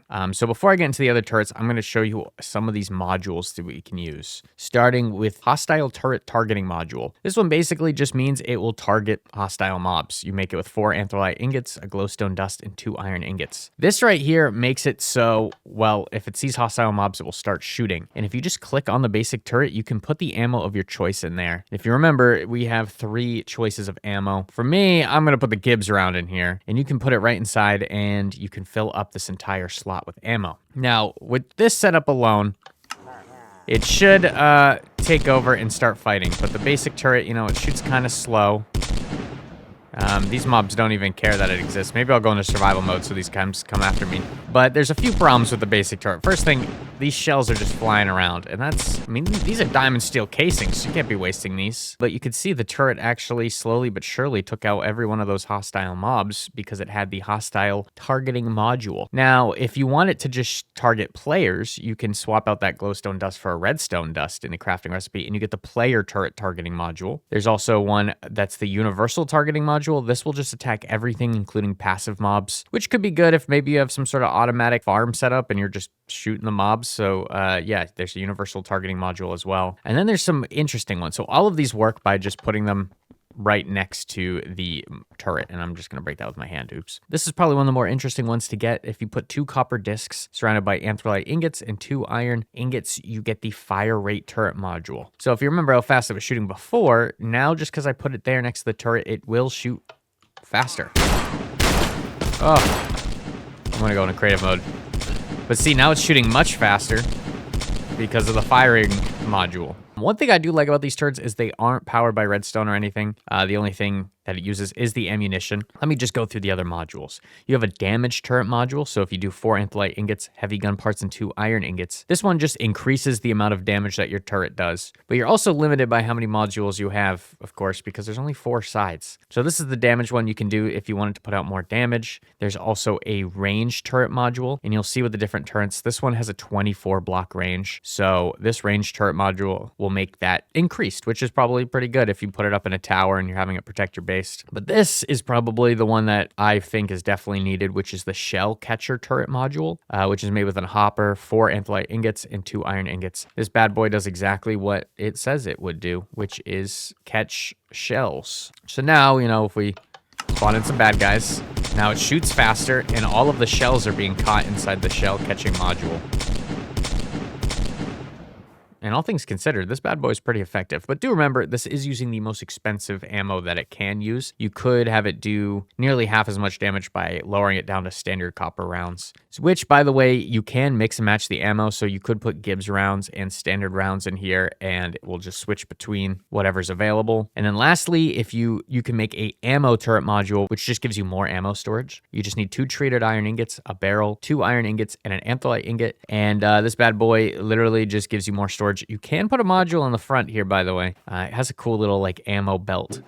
But this one you can just put a ton more ammo space in. So if you ever just have like a permanent base defender turret, you probably just want to load it up with ammo. That's how this works. And this is the basic turret. But now that we've got you established with the basic turret and how to use these modules, it's time to check out the other ones, because there is the auto turret. This one has a shorter range, about half the range of the basic turret. This has 12 range, but it shoots 2 shots per second when the basic turret shoots only 0.8 shots a second. So this one, you can either use the compact advanced round, the hog round, or the compact copper round. The hog rounds are going to do the most, and to make it, you need a greaser SMG at the top instead of, all of these are crafted the same with just different guns at the top. So this one just needs the greaser SMG instead of the M3 carbine that you use for the other one. So if we'll just get rid of that turret and we'll put this one. And you can see actually all the modules auto snap, so you know they're working because the texture changes. But this uses different ammo. So I'm going to give it the hog round because I want it to do the most damage. Now this one has the increased fire rate. It should go pretty quick now. Yeah, look at this. But now you can see, since it has a lower range, it can't see these other guys. Oh, well, that husk walked into range. But let's go and grab the range turret module, and we'll swap it out for the shell catcher. And look at that. Immediately, it increased the range, and it was able to take out that bad guy. Oh, I realized I got rid of the shell catcher. But yeah, so that's the auto turret. I really like this one because specifically when you give it the fire rate increase, I mean, if you're getting chased by mobs, you probably want this bad boy covering your 6 here. So next we have the shotgun turret. This range is even lower. It has a 7 range. You can either do shotgun shells or bear pack shells. To be honest, the bear pack shell only does 4 more damage a shot, and this shoots even slower than the basic turret. But this is probably one where you'd have it in a corridor or somewhere in a smaller room where you could justify the range. So let me remove the range turret module and the fire rate module, and we'll put the shotgun here. I don't even know. Oh, I didn't give it shotgun ammo. Here we go. Shotgun shells. See, that guy was standing too far away. But you know what? Let's give it the range booster. Come on. You know what? Let's give it the damage turret module.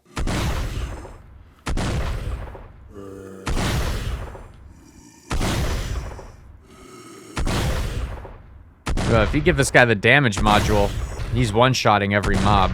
So probably not worth having the range. I'd recommend having a damage increase and maybe a speed increase.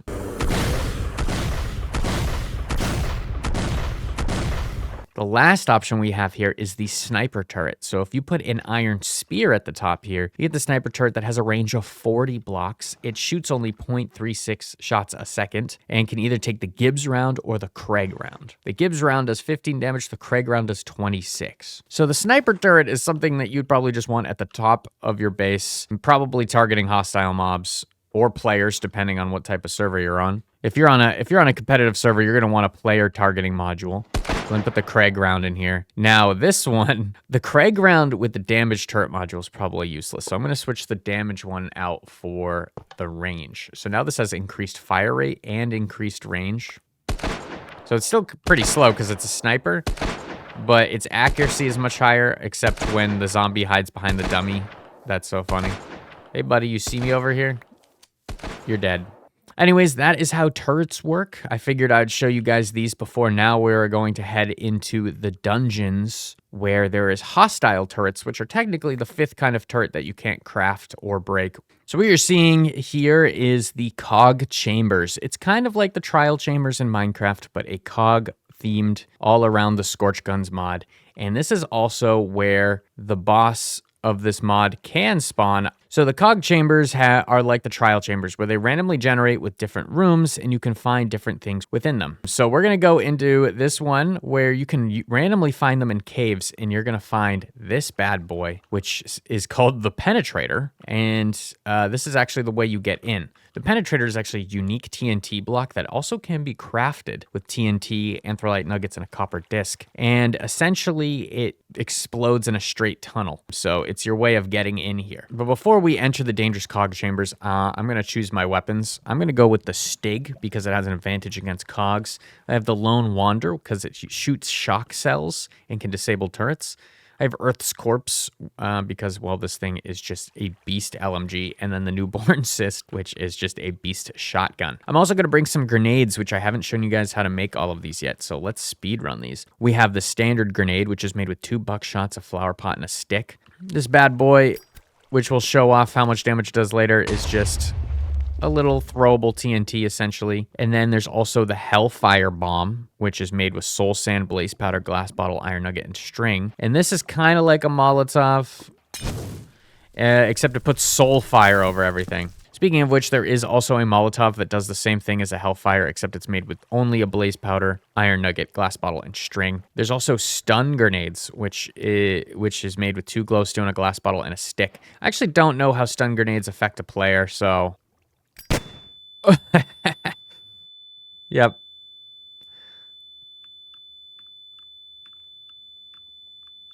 Wow. That lasted a while. So it's a flashbang. Next, we have the Choke Bomb, which is made with 2 knitter, a glass bottle, and a stick. Not actually entirely sure what this one does either. Yeah, okay. So the Choke Bomb is like a counter to a Molotov, and it puts out fires. And then lastly here we have the Gas Grenade, made with sulfur, phosphor dust, a glass bottle, and a treated iron ingot. This bad boy creates a cloud of poisonous gas, which will suffocate you with sulfur poisoning. On the note of that smoke bomb, there is a thing called an anthrolite respirator you can make, which is made with 3 anthrolite ingots, 2 leather, and a composite filter. This is basically a gas mask, which, by the way, the composite filter is made with charcoal, white wool, and sulfur dust, which also has another use later, but yes, this thing will make you immune to suffocating to bombs, which makes sense. It's a giant gas mask. And then I'm going to put on a full set of diamond steel. All right, it is time to head into the Cog Chambers. So I am going to destroy all these blocks using the Penetrator here. This spawns naturally, by the way. Boom. Yeah, isn't that nuts? Oh, okay. Immediately we have a turret blocking the way. So this is where the Lone Wanderer or any shock cell weapon comes into use. Because you'll see, I'll peek. This thing is accurate, as we saw with the turrets we did earlier. If we just peek, boom, 1 shot with the shock cell, this thing is disabled, but it's not permanent. There's a lot of loot in these chambers, like tons of ancient brass and gun parts, but we are actually going, oh god, okay. Oh god, okay, these guys literally were hiding around the corner. They jumped me. Luckily, we have some goated weaponry. I don't know, but boom. Okay, I destroyed the enemy turret. So you can't collect them. They're literally a different block called the enemy turret. But you can take, like, they have an ammo box full of, for some reason, grenades and other types of ammo. For some reason, there's a slime in here. So you can get, like, tons of ammo if you find one of these Cog Chambers. It is a great source of resources. You probably want to bring an axe to destroy all of these supply crates, because these also just have tons of ammo as well as more ammo boxes. This place is a gold mine, but it's also, should I say, incredibly deadly if that wasn't obvious yet. Oh my god, they pulled me in. So these are trauma units. It looks like they have... kind of look like they had, like, bombs on their chest. I don't even know, but... they pop out of those. Those are kind of like the trial chamber spawners, except it's just like they pop open and there's a bunch of bad guys, and then once you defeat them, they're gone. Oh god, okay, we have another room here. Hit it with your shock cell. Oh god. They knocked me down into the snow. You're dead. Oh my god. Okay, hold on.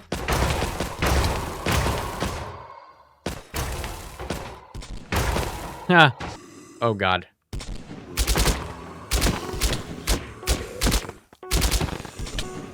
Yep. Oh, another room with bad guys. Oh god.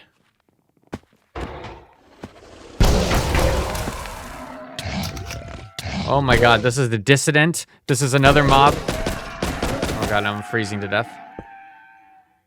Holy moly. Wait, look at this. This is a big vertical room we found in here. So there's a lot of different rooms. Like I said, very similar to the trial chamber. Yep, you're done. Now let me destroy you. I heard like slimes or something get spawned in. Oh, yes, okay, we have the health bar. So we have the health bar for the Scampanzer, which is the final boss. We just have to figure out how to get in there. I sure hope we don't have to go down in the dripstone lava pit. But we're going to be looking for the Scampanzer, which is, yes, we need to get him to get the final item in the game. Okay. Bunch more guns in here. You can find the... seems like the Grandel spawns in these chests a lot. But they're... oh, interesting. There's a bunch of geothermal vents in here with Knitter. I wonder if this spawns drowned. Oh, Guardians! Oh my god. Okay, this is not the room we need to be in. Oh! I got pulled in over here. Dude, I love this freaking shotgun. Knew these guys would show up. Oh god. Okay, got rid of the turret. Oh, there's another turret. Oh no, that's this guy. Yep. You're done. Oh, there's a passageway down here. Oh, okay. This is the moment of truth, everyone. We've been through a lot learning about this mod, and we have the final boss here, the Scampanzer, just through this wall. I'm reloading everything because, well, this guy is just a living tank. This guy is a big explosive tank. It seems like he's... oh, God! Yep. Oh, my God. Okay. You can see... oh, he's looking at me in his menacing tank. Actually, hold on. I'm going to go into Spectator real quick so you guys can get a look of what this is. This is the Scampanzer. He's the final boss. He's just like a little head. For some reason, he can still look at me in spectator mode. That's kind of intimidating. But this is the chamber he's in. You got to find this room. And he has a special drop. And I believe about 1,000 health. Somehow he's managed to lower his health by seemingly driving around and exploding himself. So we're going to survival mode. Oh, God. I can get him with some good shotgun shots. I'm gonna throw some grenades over the wall.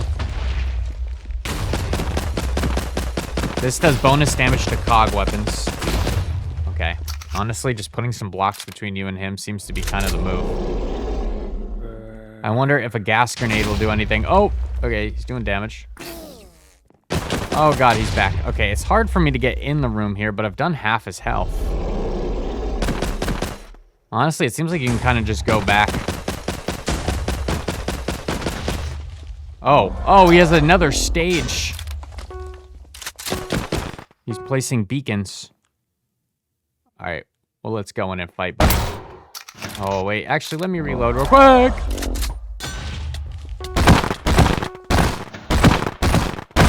Okay, he has a ramming move he does. Okay. Except he doesn't seem to be able to destroy this wall of all things. Oh, no. It's alright, you're getting... Oh. What are these guys? They're like explosive... Oh, God. You know what? I need the Lone Wanderer. Oh, wow. These guys are like little creeper machines. I'm using the shock cell ammo because I can just... It arcs between multiple of them. Oh, my God. These guys explode when they die. I'm now realizing. Okay.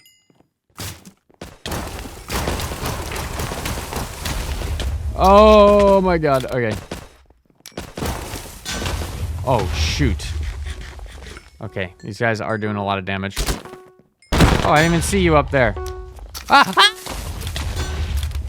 Oh my God, these guys are crazy.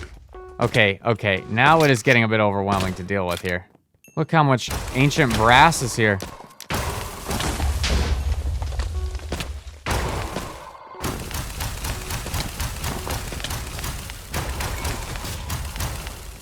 Ah, get him away from me. I'm just gonna turn the corner and spray him with the machine gun. Except, dude, these little explosive freaks, they do too much damage. What are they even called? Luckily, I can... Oh. He's pushed up close enough. I think I might have killed him. Oh, I did.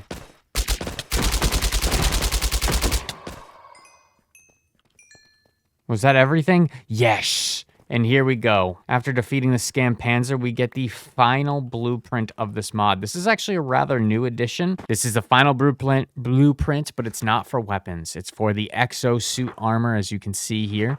And we're going to go over it. All right, the Exosuit Blueprint. Once you defeat the final boss here, you get this bad boy, and it simply just gives you the ability to make the pieces of armor here, which looks like a basic frame at first, because it is literally just an exosuit that you can put a bunch of different attachments on to make it very unique, and you guys will see, because there's some cool stuff. This is what a loaded out exosuit can look like with full armor and even just cool attachments. So let's start with the basics. First, obviously, the exosuit is made with anthracite ingots, but you can't make it until you get the Exosuit Blueprint and make it inside of a gun bench. But once you do, this thing won't work without power. You need an Exosuit core. And to make that, you need a stamping press with an energy core, plasma, and treated brass ingot, and that gets you the Exosuit core. And that one has 25,000 energy that's stored in it. So yeah, so if you take that Exosuit core and you use a smithing table and use a netherite ingot in your traditional netherite upgrade smithing template, you can get the advanced Exosuit core, which is nearly double the amount of energy. It's 40,000 instead of 25,000. And then when you charge it, and then I put it inside the lightning battery, and it will slowly charge it up. So basically, like if you just have a polar generator here with coal, it doesn't take that much to get the Exosuit core fully charged. Now, basically, the Exosuit is like being Iron Man. You can put on a bunch of different armor plates. These are the basic attachments that you can put. There's an armor plate, and you can see it's compatible with helmet, chest, or legs. If you press shift, it tells you it gives you plus 2.5 armor, plus 0.5 armor toughness, and plus 15% knockback resistance. But that is the smaller one. There's even a bigger heavy armor plate, which is also compatible with the helmet, chest, or legs. And this gives you plus 4 armor, plus 1 armor toughness, and plus 25% knockback resistance, but also makes you 5% slower. And then these are the chest plate attachments. There's a pauldron, which is just the treated brass and leather in this form, or there's the heavy pauldron, which is the same thing. It just adds a bunch of new defense, but if you get the heavy pauldron, you also get less 2% speed, but these also give you minus 35% recoil angle and minus 35% recoil kick. It's the same with these. With this, just makes you slightly less slower, but gives you increased recoil and kick. So basically, some of these crazy heavy machine guns, if you're wearing the basically Juggernaut suit, you can get little to no knockback. So these are the armor plates. That's what gives them these unique textures on here, is if you put on the exosuit here. You know what?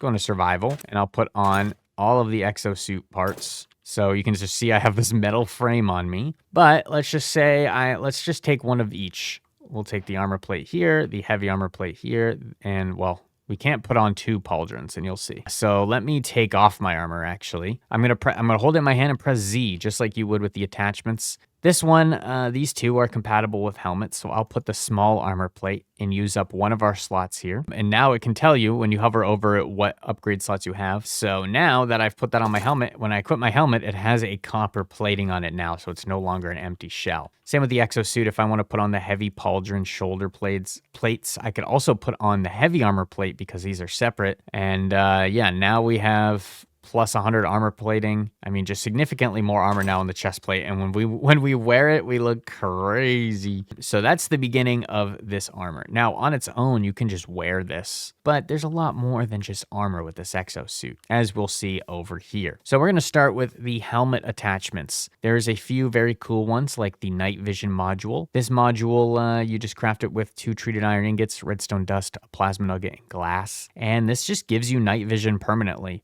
But it does consume 20 FE a second. So FE is the energy amount. So you can see there's 25,000 FE in here. So just knowing that night vision will drain 20 a second. That's why you might want the advanced core, because the more attachments you get, the more energy it drains.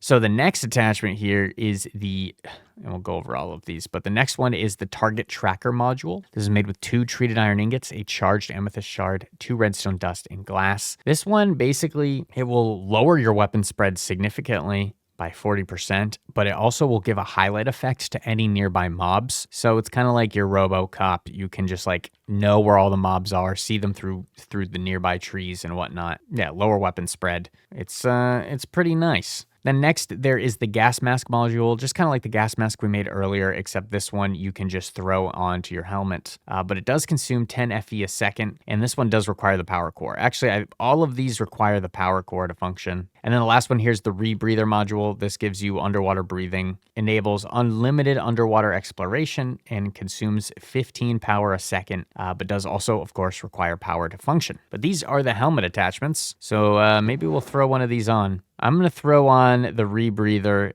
and the target tracker because the night vision's pretty easy to understand. So there we go. We put the tracker module on, and I can put the rebreather module on.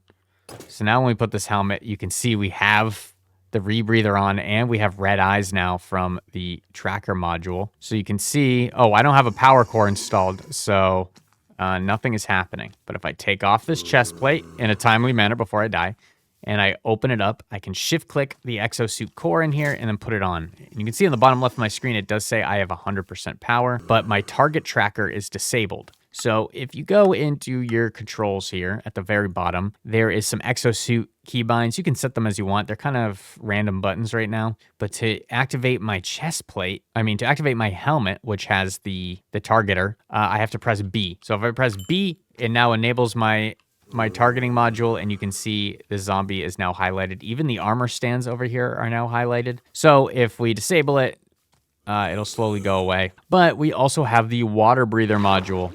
So now that we're underwater, it will start draining power, and we can just fully breathe while we're down here, which is quite convenient.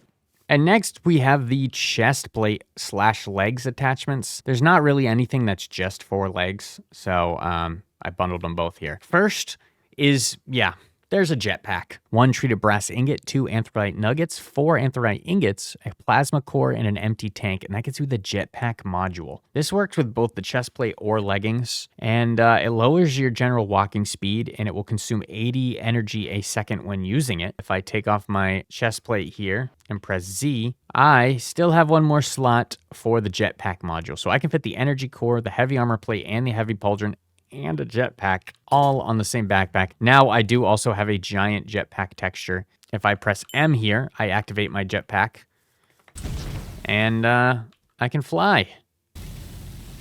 And you can even hold your spot in place. You can, slowly lower yourself down, and then you can just disable the jetpack. And it uses just the energy here. You don't even need any additional jetpack fuel or anything. Next, we have suit grease. This is made with 2 anthrite ingots, an anthrite nugget, and raw pork, because this greases up your suit and gives you plus 10% mobility speed. This one works with the leggings, so I'll probably put this on my leggings because I haven't had anything else to put there. And honestly, after a while, after a few attachments, you really start slowing down if you put a lot of armor on. Next, we have the tension spring. This bad boy just helps lower recoil and lower kick when you're using it. It does also slow you by 1%, but this works with both chest and leggings. So I'll put this on my leggings. Oh, actually, interesting. So there's certain slots sometimes that can only be taken. So this is since a utility slot, I can only put it in the utility slot. So I can't have both tension spring and suit grease. So I'm going to put the suit grease on to move faster here. Next, we have the heavy armor pouches. This one gives you a button that allows you to just basically have a backpack. This also gives you 0.5 armor and gives you 27 slots. There's also, this is the bigger one. If you don't want to be slowed down, you can get the smaller one that only gives you 9 slots instead of 27. But if you take this, this is for chest only. So we actually don't have room on our chest plate right now. I think you can't have a pouch and a jetpack. So if you put the pouch on instead of the jetpack, now when you use your activation key, instead that key turns into your pouch. So this is just an entire double inventory that you can keep. This also doesn't take up any electricity. So the jetpack is cool, but on your day-to-day, it might be worth just running around with the pouch. But here are the boot only attachments. So there is the rabbit module, which is made with an anthrite ingot, treated iron ingot, 2 anthrite nuggets, and a tension spring. This gives you plus 30% jump and, plus 30% speed and plus 40% jump. I use 5 FE a tick. If I take these boots and I put in the rabbit module and then put them on, and then I press N, I am now faster and I jump higher, and it will slowly consume power while I have it activated, but probably useful if you're ever engaging in combat or something and you really just need this extra bit of mobility. Combine this with the jetpack and you would be pretty hard to catch. And then I can just disable it and I slow back down. Now, the last boot option is the shock absorber. So this one doesn't require any electricity and it lowers fall damage by 80%, as well as it helps lower your recoil kick and your recoil angle on guns. So this is probably what I think would be the smartest thing to run most of the time. So I can also put armor plates on my boots. So there we go. I put armor plates on them. I also didn't put armor plates on here. There we go. So now we have greased up armor. We can turn on mobility enhancement, and then we can narrates all. Don't accidentally press Control B or you'll enable the narrator. Okay.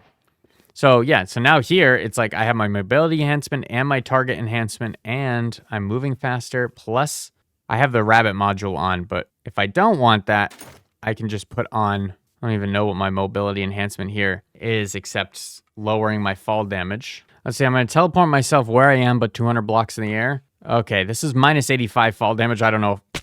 Oh, wow. Okay, look at that. That was a 133 block fall, and I didn't even take half damage. So, and this isn't even actively drawing power, I don't think. Oh, but look at my targeting module. I can tell you how many mobs are beneath me. I didn't even realize it would track bats and stuff as well.